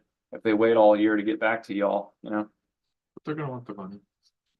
They might have made enough and said, you know what, Yeah. we're not gonna deal with Right, that, forget the exactly. I think a 20%. lot of them. And then we won't have any And then next year, information. you don't have to worry about it. Fail, they Yeah. won't come back anyway. 'Cause most of them will probably fail the first time. have y'all seen a commercial with the attorney where he's like, do you see the color of my tie? And he turns the light off. You remember that? How many times Screwed up commercial because it's not even the same outfit. you ought to run a new? Maybe we'll get a presentation from him and we'll turn the lights off. You know? Herman. Yeah, they'll start doing something. Like, come on, turn off the lights. Huh? I know what color your tie is. Like.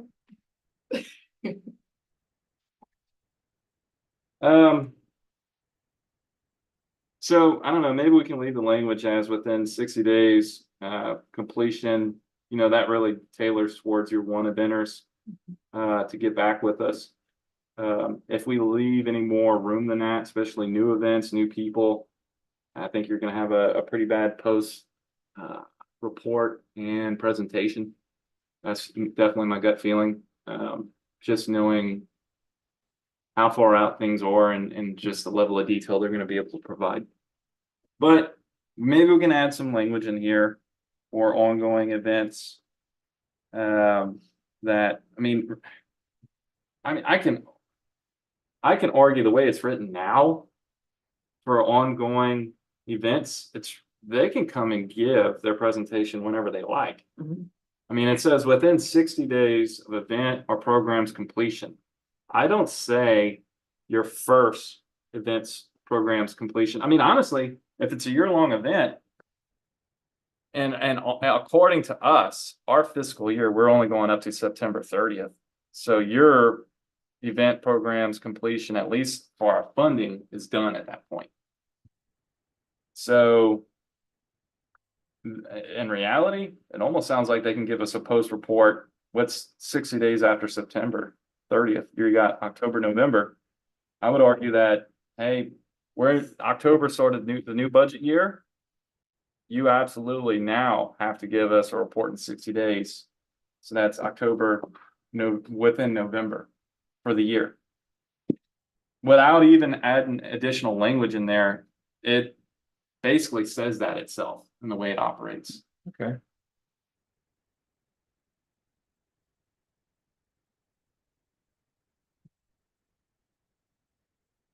Sounds pretty simple. Because, you know, event or program's completion, they can argue, well, it never completed, it's here along, right?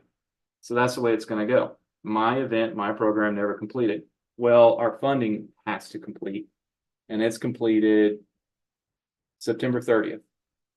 So for those year longers, we'll know who they are, and they'll call me, we'll know it, we'll indicate this as we move forward. Here's our year longers. They can come in at any time, but they absolutely have to come in by November, because we started the new fiscal year, it's done, period, everything's done for the city. October 1 is brand new everything. So So the money was allocated in the previous fiscal year. It's still sitting there in an allocation That status. 20%. And then that 20% the check can be written in November, once they do the post within that 60-day. Unless accounts have to be emptied. yeah, I have Or to check with transfer. finance, Miss Darla might say, on that absolutely 4 not. days. She might say, no, I'm not writing checks past X date. So I guess I need to go and figure that out with her. I'll contingent upon what I'm saying now. Do you want me to just add some language in on whatever she tells me her end date is? I can just Yeah. capture that. Yeah. Okay. Yes.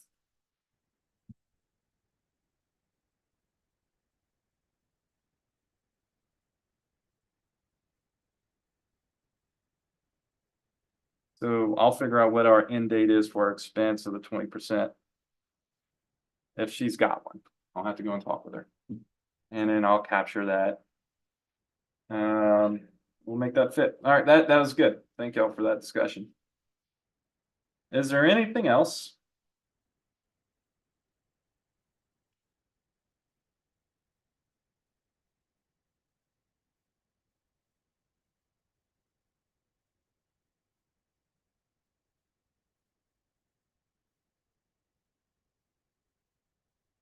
I'd like to thank the city for their time and for their open-mindedness to let us add input. I know that, you know, you don't have to do that, and, you know, you can hold us to the 3 minutes, and I really do appreciate it, because it does matter. You know, we're not experts, we're all learning. We're all That's the what same. I'm reading from the- Yes. I think keep things simple, so if there's a little gray, it's. There you go. Wasn't there. No, you're right. The more language we start putting in here, now we're holding them to something, right? If it's kind of broad, it's really up to the board. If we've got something written out a certain way, you guys are you gotta make a really good justification while you're Yeah, we kind of pinned in a box Yeah. in that case. right? But no, I think it's written pretty well. And again, I'm gonna work with every applicant. So I hope everyone reaches out to me, and I'm gonna assist everyone with consistency and try to hear what their needs are and do my best to provide for whatever those needs are, with also the lens of presenting to you guys a good report. So, you know, I will always be there to help with everyone, this board, the applicants, and we'll do our best to present a good product here, and we'll get you guys' feedback on it, and we'll make adjustments moving forward, you know, learning what the board's wishes are, seeing these things and giving me some feedback and the applicants' feedback. Sounds good. All right, do I have a vote on this policy? Would anyone like to make a motion to adopt it as is? With the changes we discussed? That's what I was gonna say. I make a Right. motion to adopt the policy with the understanding that we're gonna hear back from Darla regarding the 20% retention and when the deadline is for that. Yes, I will capture that in there for sure. Thank you. I second that. Hey, Miss Melinda, would you like to call the roll? All in favor, say aye. Aye. All opposed? Can I ask one question for, Sure. so are we able to see it before we? Before we get sent Yeah, to council. Yeah, Yeah, I will I'll email you all a I copy. just feel just not even having it written out and we're just waiting on someone to write information here without us reviewing it. Sure. Whenever I finalize this, you know, per that information we're talking about, what is that end date that finance is willing to make an expense for the fiscal year? I will capture that from the finance director, put that sentence in, and then get this back to you guys. You know, and then also in the email, kind of give an explanation what was changed and where to find it. I've been taking notes here. I can't remember if we had any other changes, but if we did, you know, I'll make sure to add those, but I don't think that there was. Just a special events on page 1 under purpose. Right, yep, right there. That's what it was. Sorry, I got notes all over the place. I can't read them that quick. I'll have to go back to my office. Okay, Wait to adopt it before even saying it. alrighty, we'll move on to the next item, B. Thank y'all very much for the healthy discussion. And thank you for the people that signed up too, Ed and Cliff. And thank you for being here, Joel, and thank y'all for your input. Thank you. Presentation, general discussion, possible action on lodging signatory lists. Okay, so this form right here is a new form that was brought to my attention by staff. They thought it would be a good idea to have this as a product to just share with the entities or applicants as just another resource.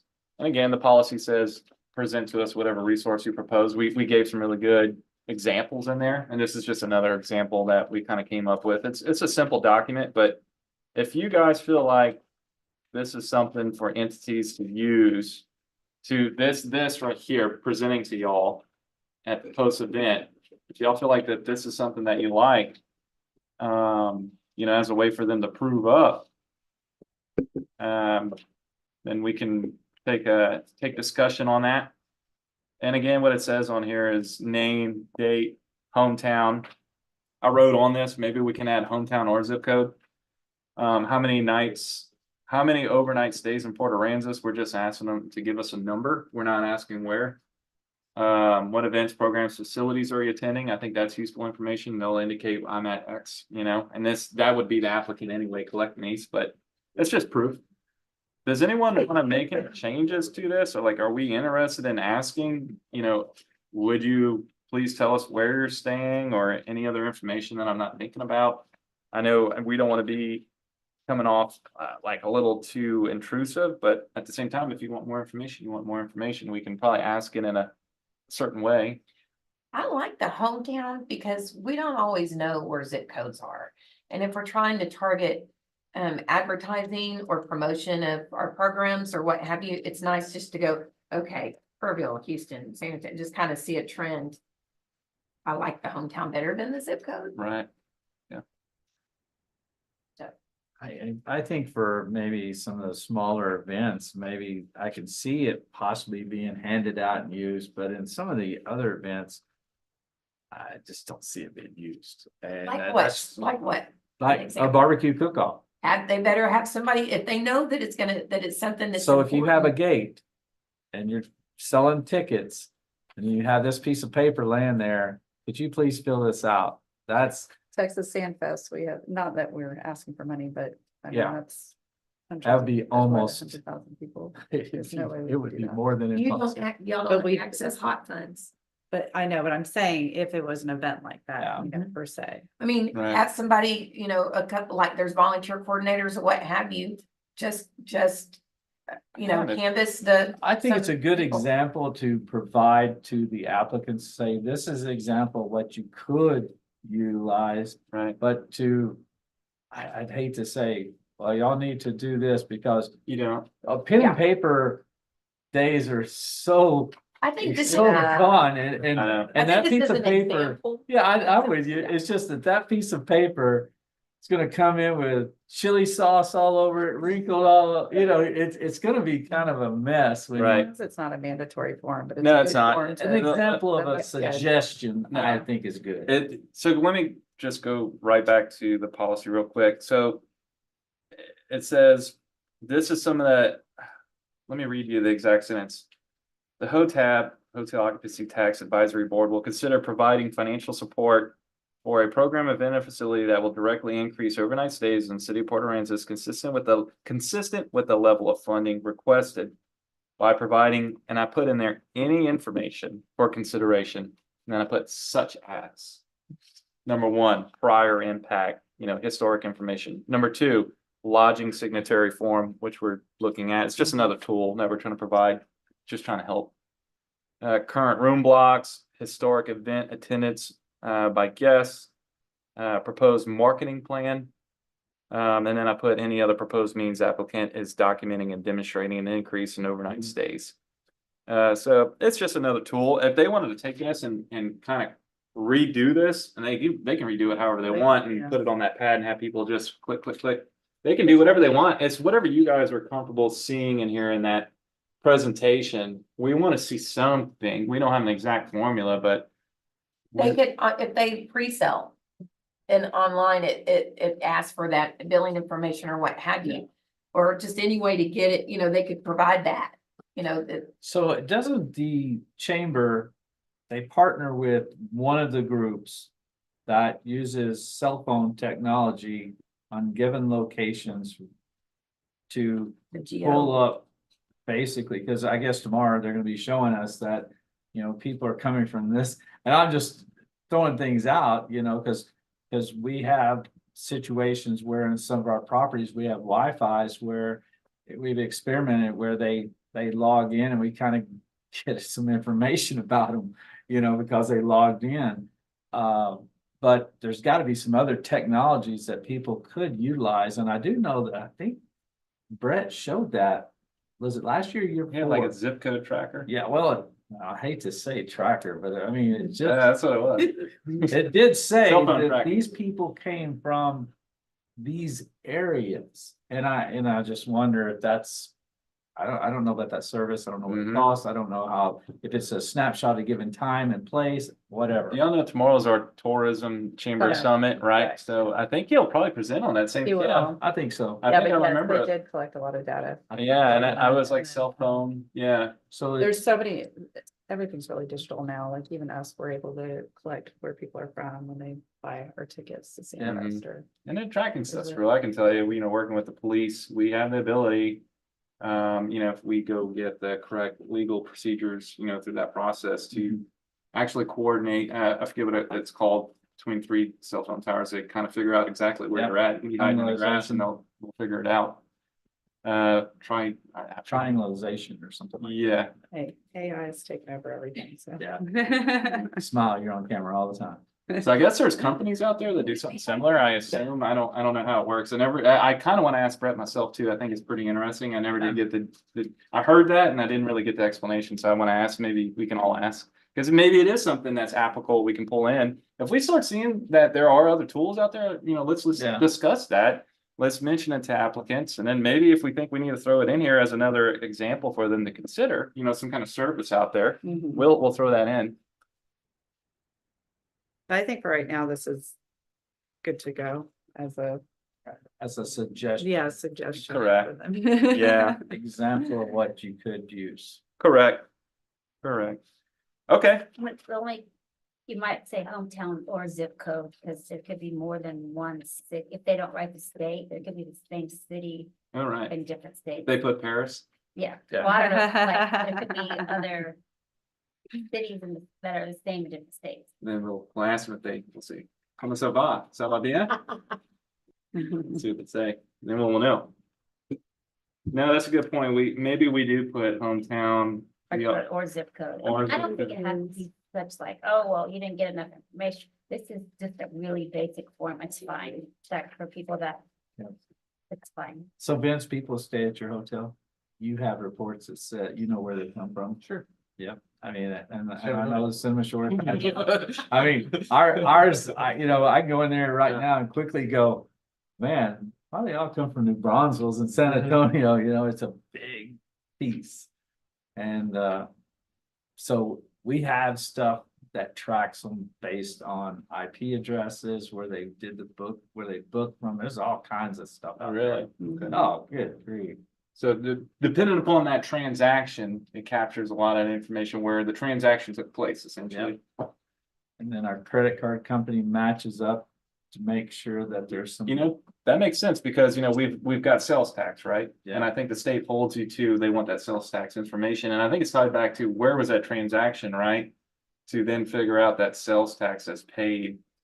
Remember that there for a while, there was no sales tax collected for out Out of of state, and that was always the thing, yeah. Maybe it's all tied back to that because they changed it. Yeah. It's interesting. All right, hometown or zip code. How many overnight stays in Port Aransas? What event programs, facilities are you attending? Is there anything else we can help these people with, as an example? And again, they can do whatever they want. They can present this, amend it, something new. We'll take I anything. would think that, you know, as an example of somebody shooting a video of the crowd, just to give a sample of what the crowd looked like, you know, that would kind of, well, because we're not gonna attend every event. A drone shot. Yeah, drone shot, yeah. It's not a bad idea. I mean, just a suggestion, hey, if you got a video showing all the people coming in for this particular event, you know, provide us a picture of that or something. Okay. All right. Well, any other discussion on this particular form? Do we want to just have this as a tool out there? Like basically, if someone says, how do I access all your information? We'll have this now on our city website, you know, all the different forms, and this will be just another thing up there. Yeah. Mhm. Is this something we want to do? Yeah. Okay, Yeah, I think it's definitely. okay, all right. Anyone want to make a motion? I make a motion that we accept this form as a suggestion or an example of what to use in your application. Approve of. Post, yeah, approve of. I Okay, will second that. all right, Ms. Melinda, ready to take the roll? All in favor, say aye. Aye. All opposed? All right, thank y'all. Let's see, so we'll move on. We're making some headway. We're on to C. This one is presentation, general discussion, possible action, hot post-event form for the city of Port Aransas.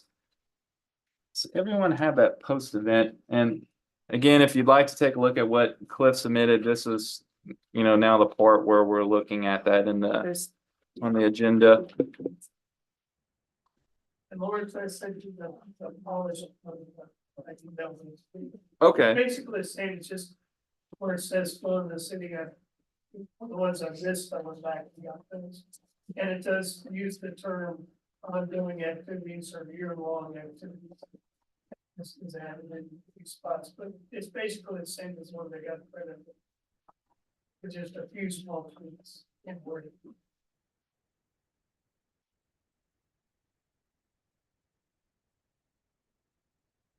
and again, I'll remind everyone what I have submitted is exactly from the hotel motel lodging industry, what they put out there, what they had their legal team produce, they're a big lobbyist.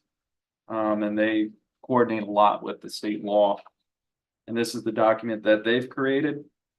The only thing that I've added was the very last portion where I put some reminder language on there at the very end. Within 60 days of event's completion, fund and entity must complete. Submit this form, post-event report budget, and then my information. I'll also add in there, the finance director's deadline for the fiscal year for reimbursements. So that way we can come up with how that equates for ongoing events within the fiscal year for the post-event deadline.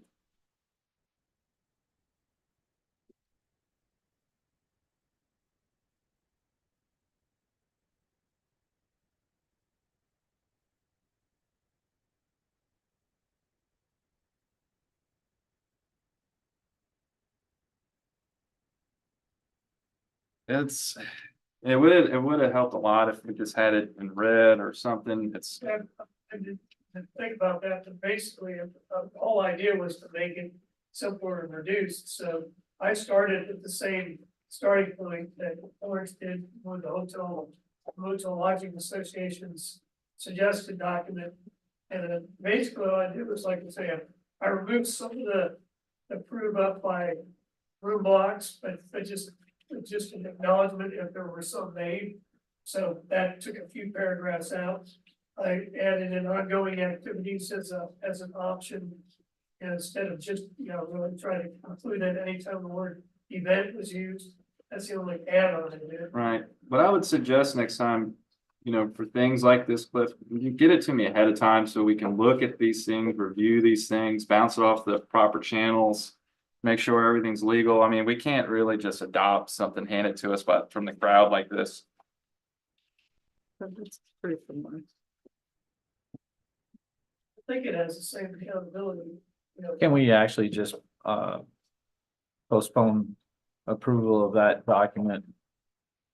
Will these be forms that must be used?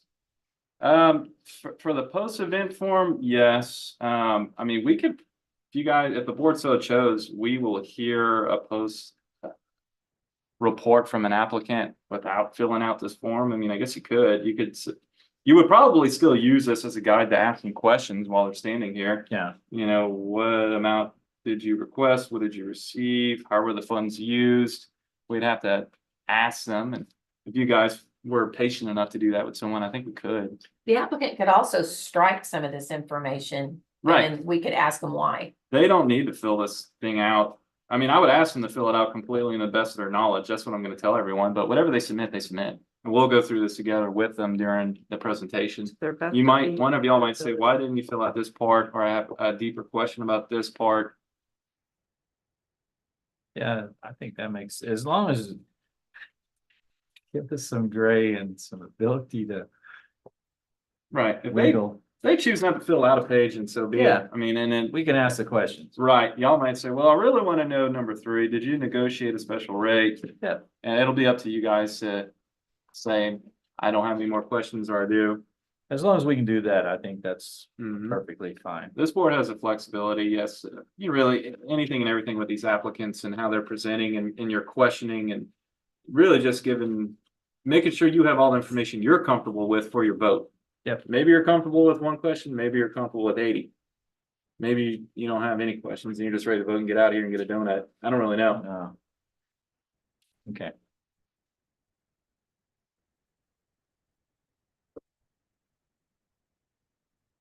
Why wouldn't you put the application before the post? Sorry. Sure, on the agenda order, I'm sorry, we could certainly, I have the ability to say, let's skip post event and go to application first. Would y'all rather do that? Okay, let's do that. Let's move, we're gonna put this aside. Let's go to application first.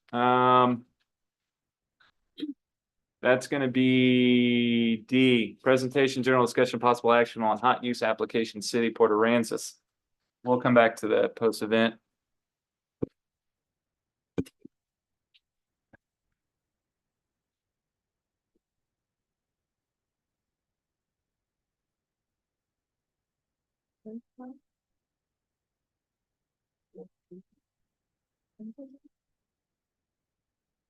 All right, again, this application, it's from, make sure I get their name right, the Texas Hotel and Lodging Association. We did have a presentation from one of their representatives. I forget his exact title, but he's up there, maybe the executive, Scott Josloff. He was here, but that's the entity that he represents. And this is the application that they produced. And what I've seen is most other cities just take this application and use what the group has provided for the cities.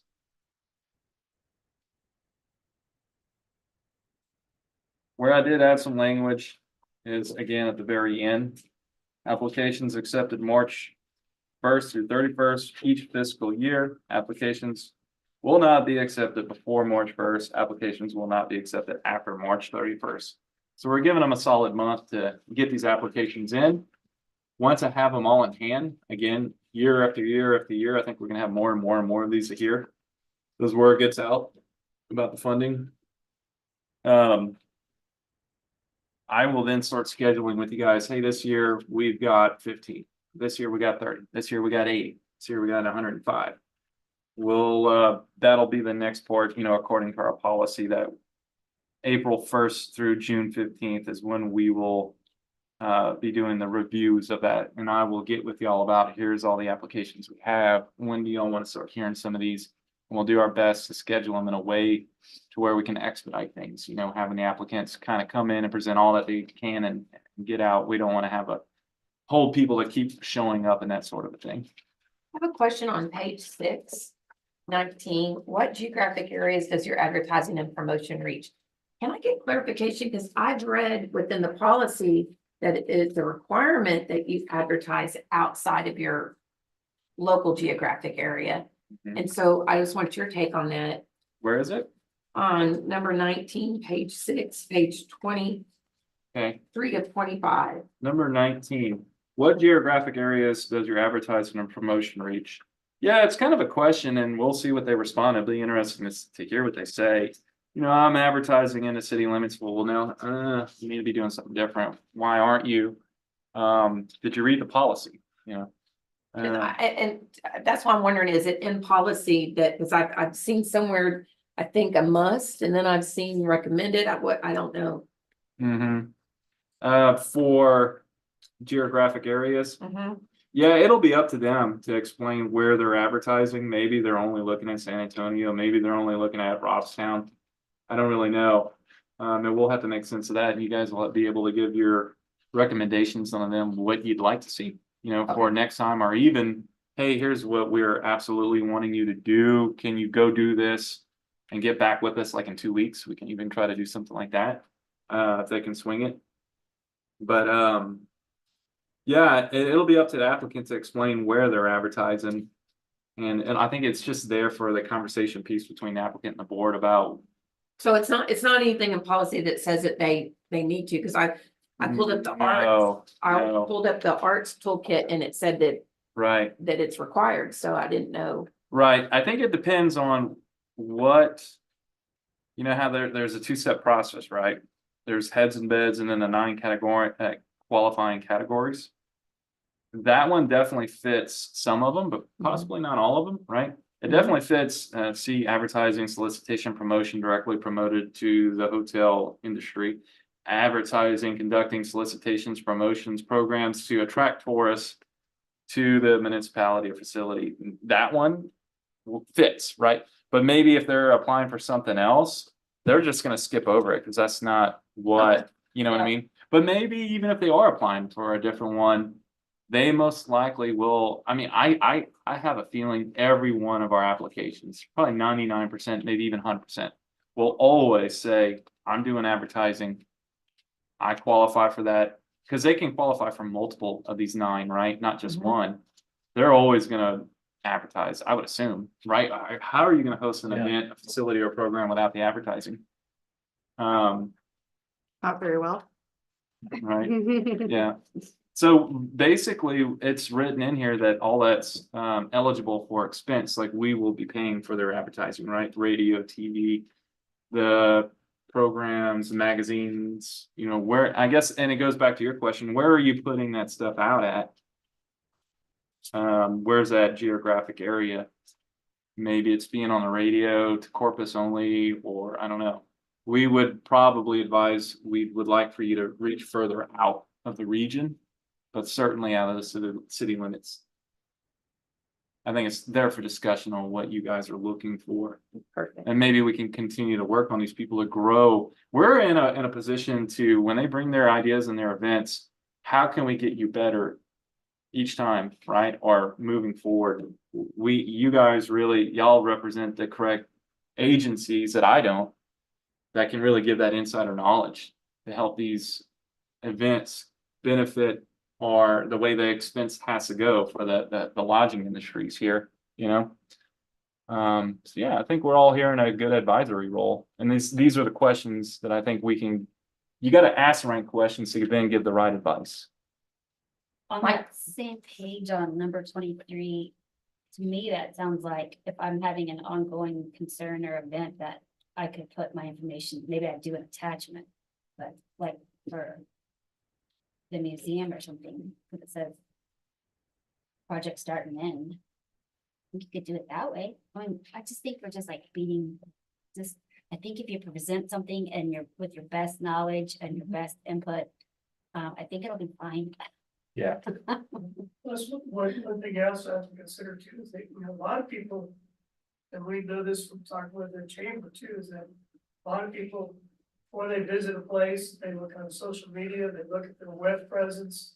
And that is, you know, what do you say for that geographic location? Because you know, anybody in the world, I have a guy from Germany, you know, call, you know, about the tours and stuff.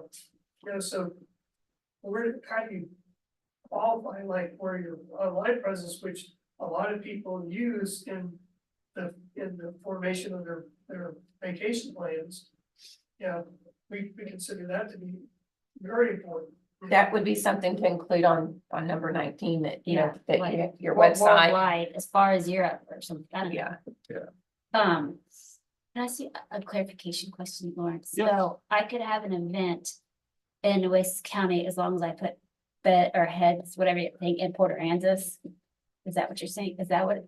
I have seen previously a city expense, and it was a large sum, for an event that happened in the city's ETJ.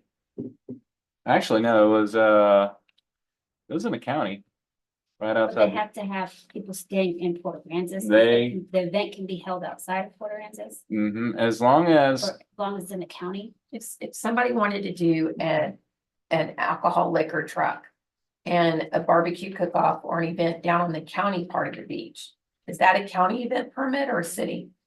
and that's why we got that language in here. Yeah, I think that's gonna be a county permit. We got in there, go get your permits. And that's gonna be part of our vetting But I can process. have something on Potter Island as long as I'm telling people to stay in Port Aransas.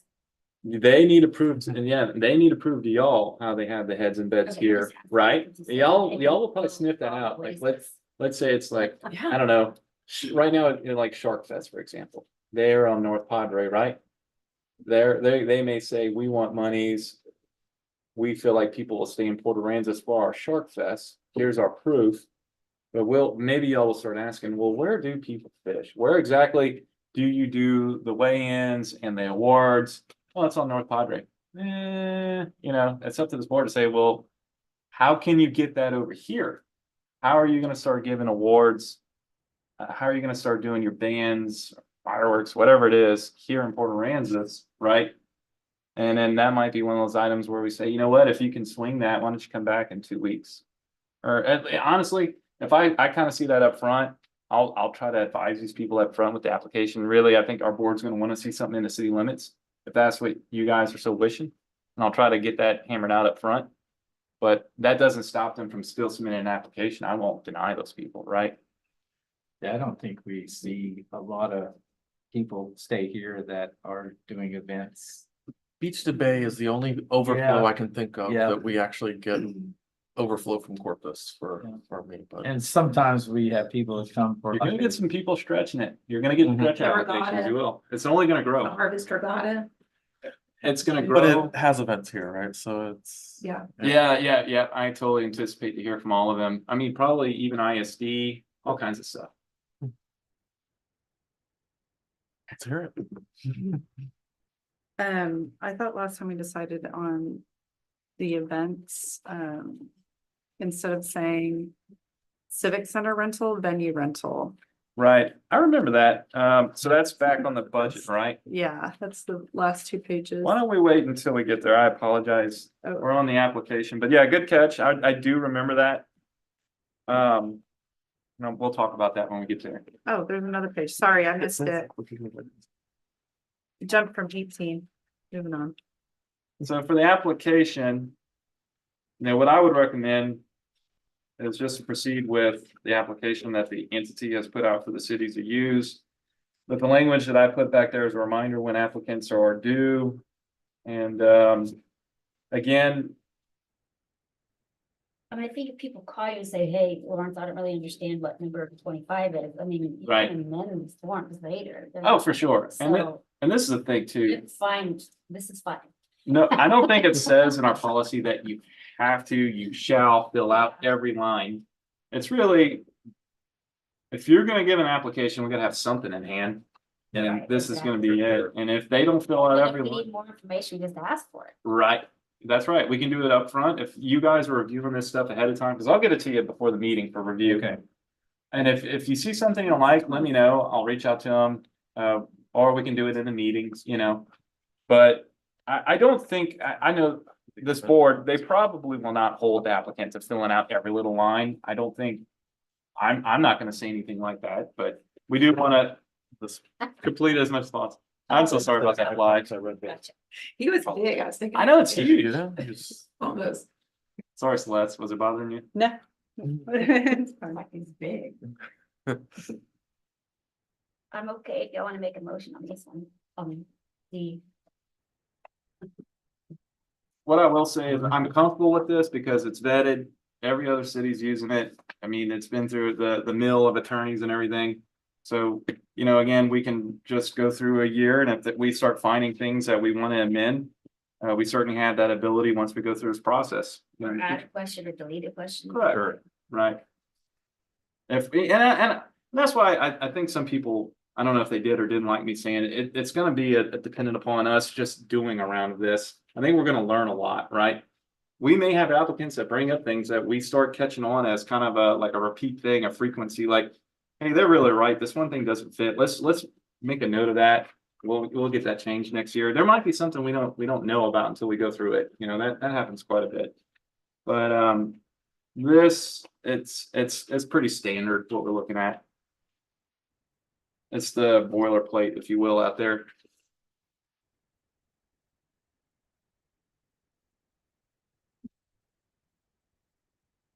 Any other recommendations or wishes or discussion on the application?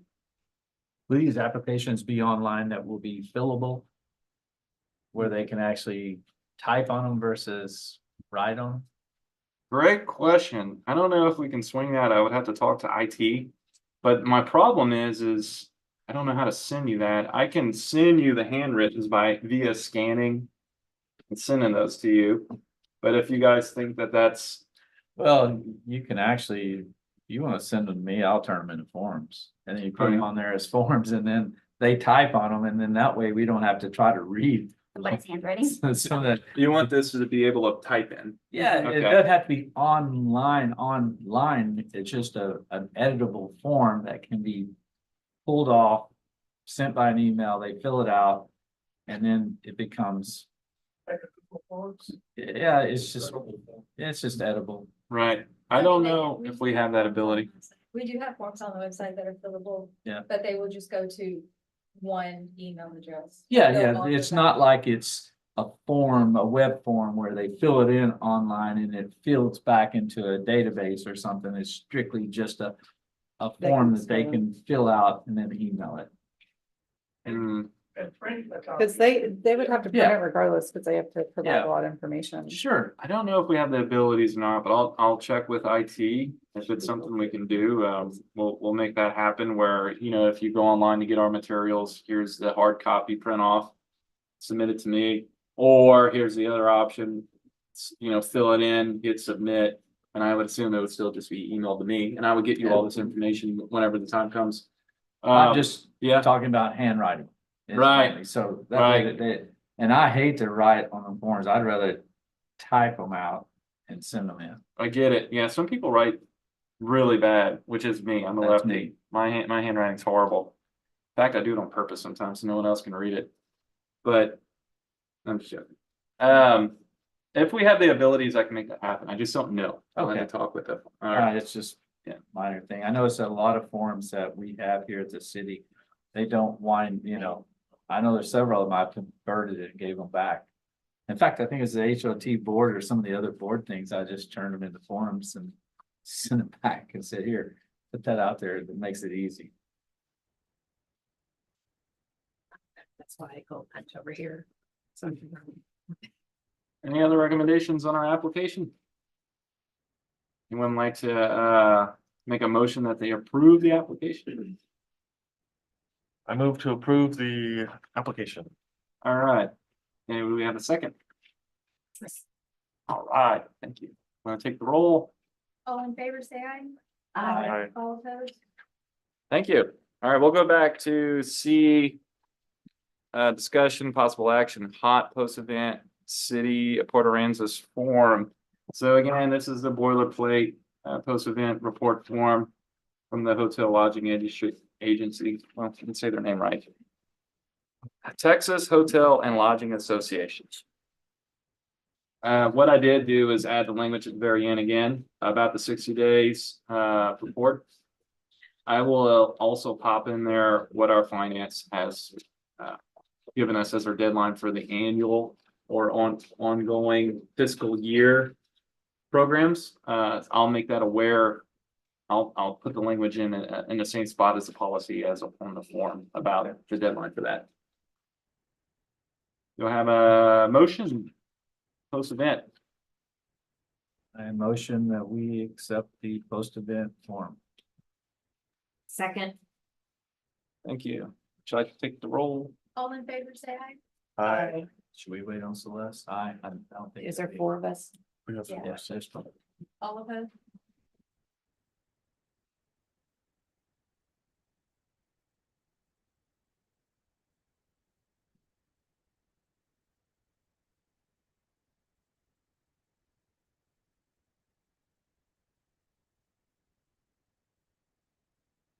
She did have some questions on that. The budget.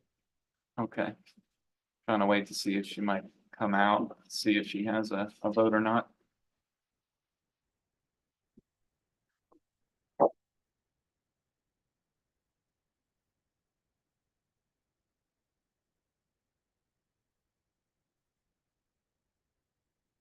Oh, yeah, I've got them all circled too. Oh, yeah.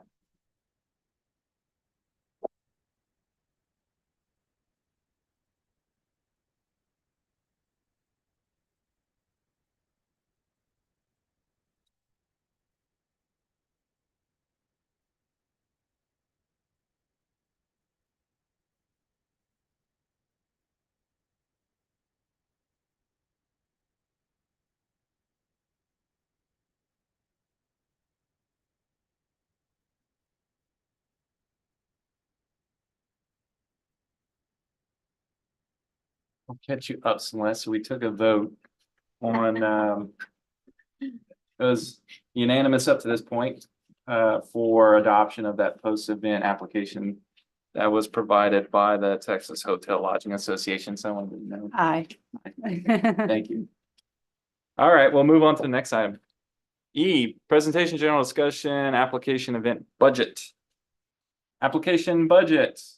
Does everyone have a copy of that? It's basically the breakout of funding. And again, I will remind everyone, this is like everything else. I think this is good information for y'all to have in hand to review. But if an applicant doesn't even submit this, it doesn't stop them from submitting an application and us interviewing them and asking the questions. Maybe they'll just answer some of that on the fly. At least you'll have this on hand. We would hope that they would submit this, but I mean, you guys really, again, I keep saying y'all have the vote in the end. Someone can be hard lined about, I'm not approving anything without an application, and someone else can say, yeah, I'm okay without it, but make sure you do it next time. You know, that could be the discussion that's had. And then the vote ultimately prevails, right, in the end for the majority. So knowing that, is there any changes or Change recommendations? Civic Center to venue rental. Civic Center to venue rental. Now, I'll confess, I remember that and I didn't do my homework on that. I was trying to figure out, you know, if this form was written in such a fashion with Civic Center, you know, that generally means municipality, right? It's something you rented from the muni. When you say venue rental, now you're talking about renting a facility elsewhere.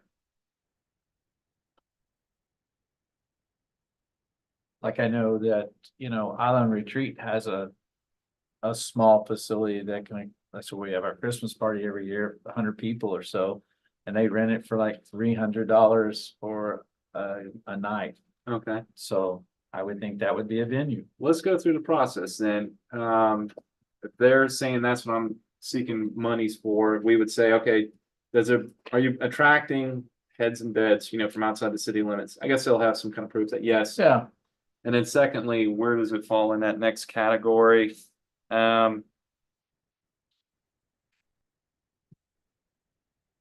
where that would fit.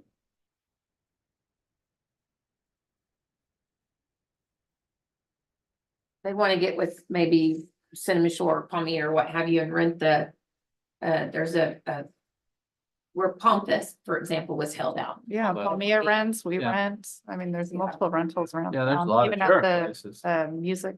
And that is your Right, Coast. recommendation. Y'all want it to Yep. be a There's a ton of venue places. rental, not necessarily just the Civic Center. Yeah, Yeah, just whatever the venue. the Okay. venue Yeah, rental. Okay.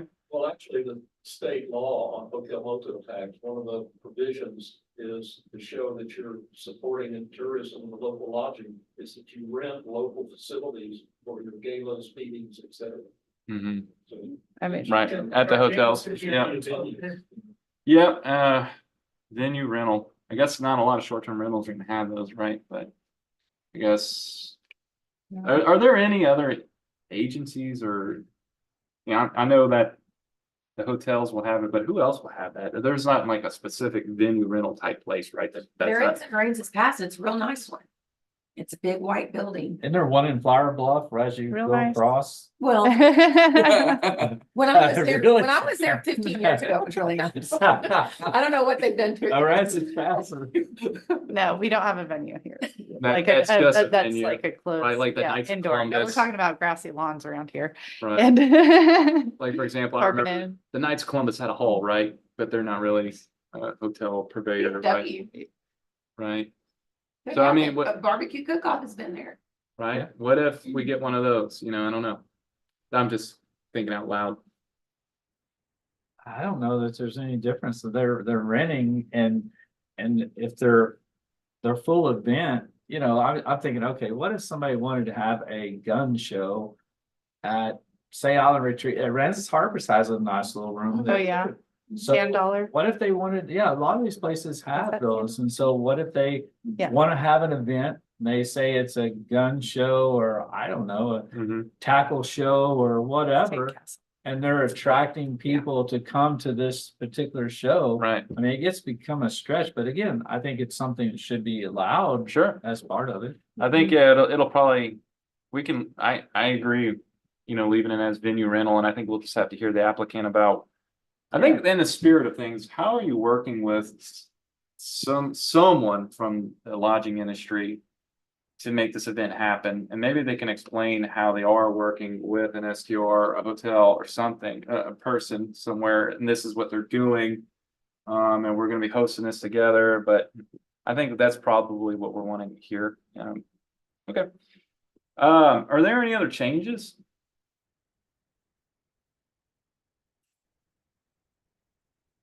I noticed that on the form, it said no formula, so will this be a spreadsheet? Correct. Yeah, I will, this is technically a spreadsheet. So if you print it with the formulas, you know, all the totaling and stuff like that occurs. Yeah. You know what I mean? So we printed it without that occurring. But yeah, we'll have that in both formats. Okay. Posted for them to use. And also if we can swing what you mentioned also, you know, so we'll have, it Yeah. sounds like multiple formats trying out there. I'll have somewhere on our city website, like how to, and we'll probably get information out there, how to access this information on our city website, right? It'll just be like kind of a hotel page, hot grant fund page that we'll create once all this is put together. All right, any recommendations or discussion on the application budget? I think I do like the venue rental. Thank y'all for that feedback. So with the revision of the venue rental or civic center to venue rental, I approve the post-event report budget. Any seconds? Second. All right, want to take the roll, Miss Melinda? All in favor, say aye. I All opposed? Great, thank y'all. All right, post-event report budget form, no formula. It's our last item. Again, I guess what we'll do is cross out under event expenses. We'll change that to venue rental. And under category, it's done it twice Oh, it's there twice. Okay, on both. Under, Right. yeah, under event expenses. gotcha. We'll make sure that happens on both of them. Yeah, and again, this is just a way for, hopefully you get some good numbers and hopefully it makes sense to y'all and just there for discussion, right? Maybe they won't even submit one, but it's really, again, up to this board, how they want to handle those applicants, right? Any more discussion or recommendations on the post-event report budget, or do we have everything? Well, when it says fiscal year, Uh-huh. are we gonna write what the fiscal year is? All right. Yeah, we could do that. So right now we're in fiscal year 23-24. Again, because you know, our fiscal year starts October and it goes through September.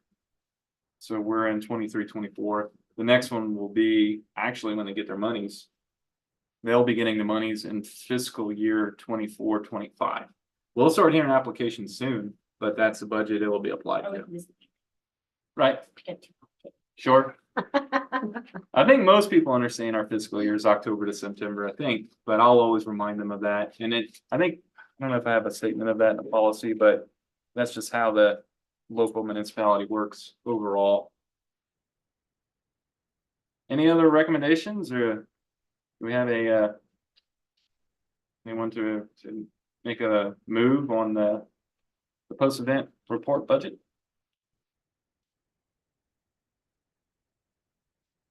We make a motion to accept it with the changes we did on the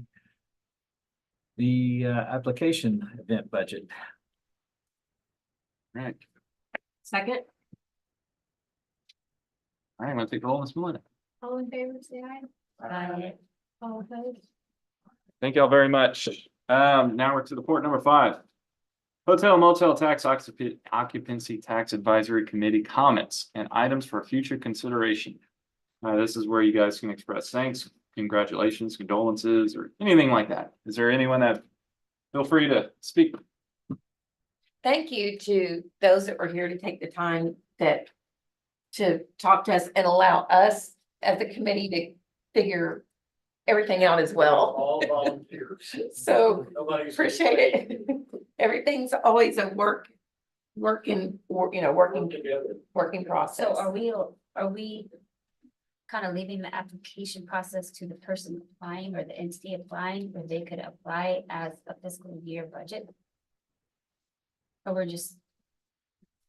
I think, I don't think we really asked for that information on their fiscal years or budget I mean, years. 'cause like, Ed had said, do you want?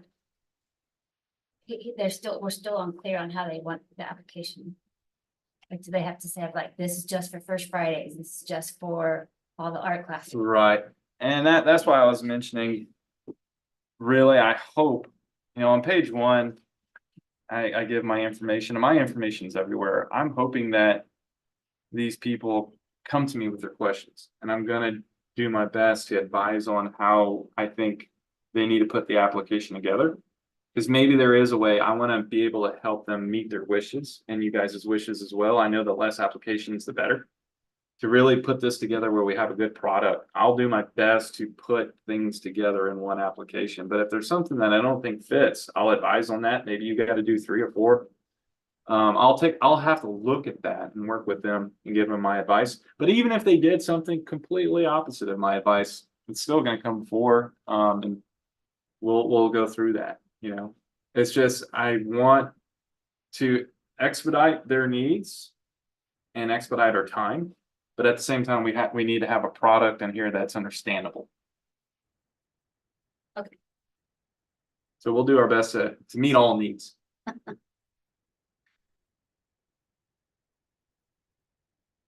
So again, I hope they get in touch with me, because I will be there as a resource to help them with that. I won't leave them hanging. We'll get through it. They just need to reach out to me. I'm sure we'll hear from them.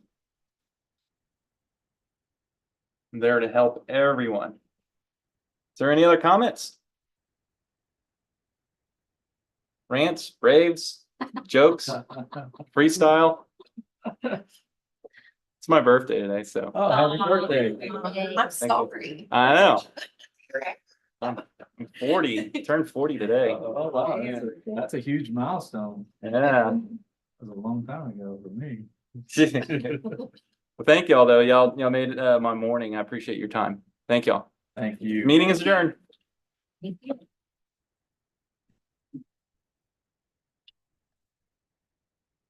I think I found something that'll solve all our problems. okay. I'll wait around for this one. I like that.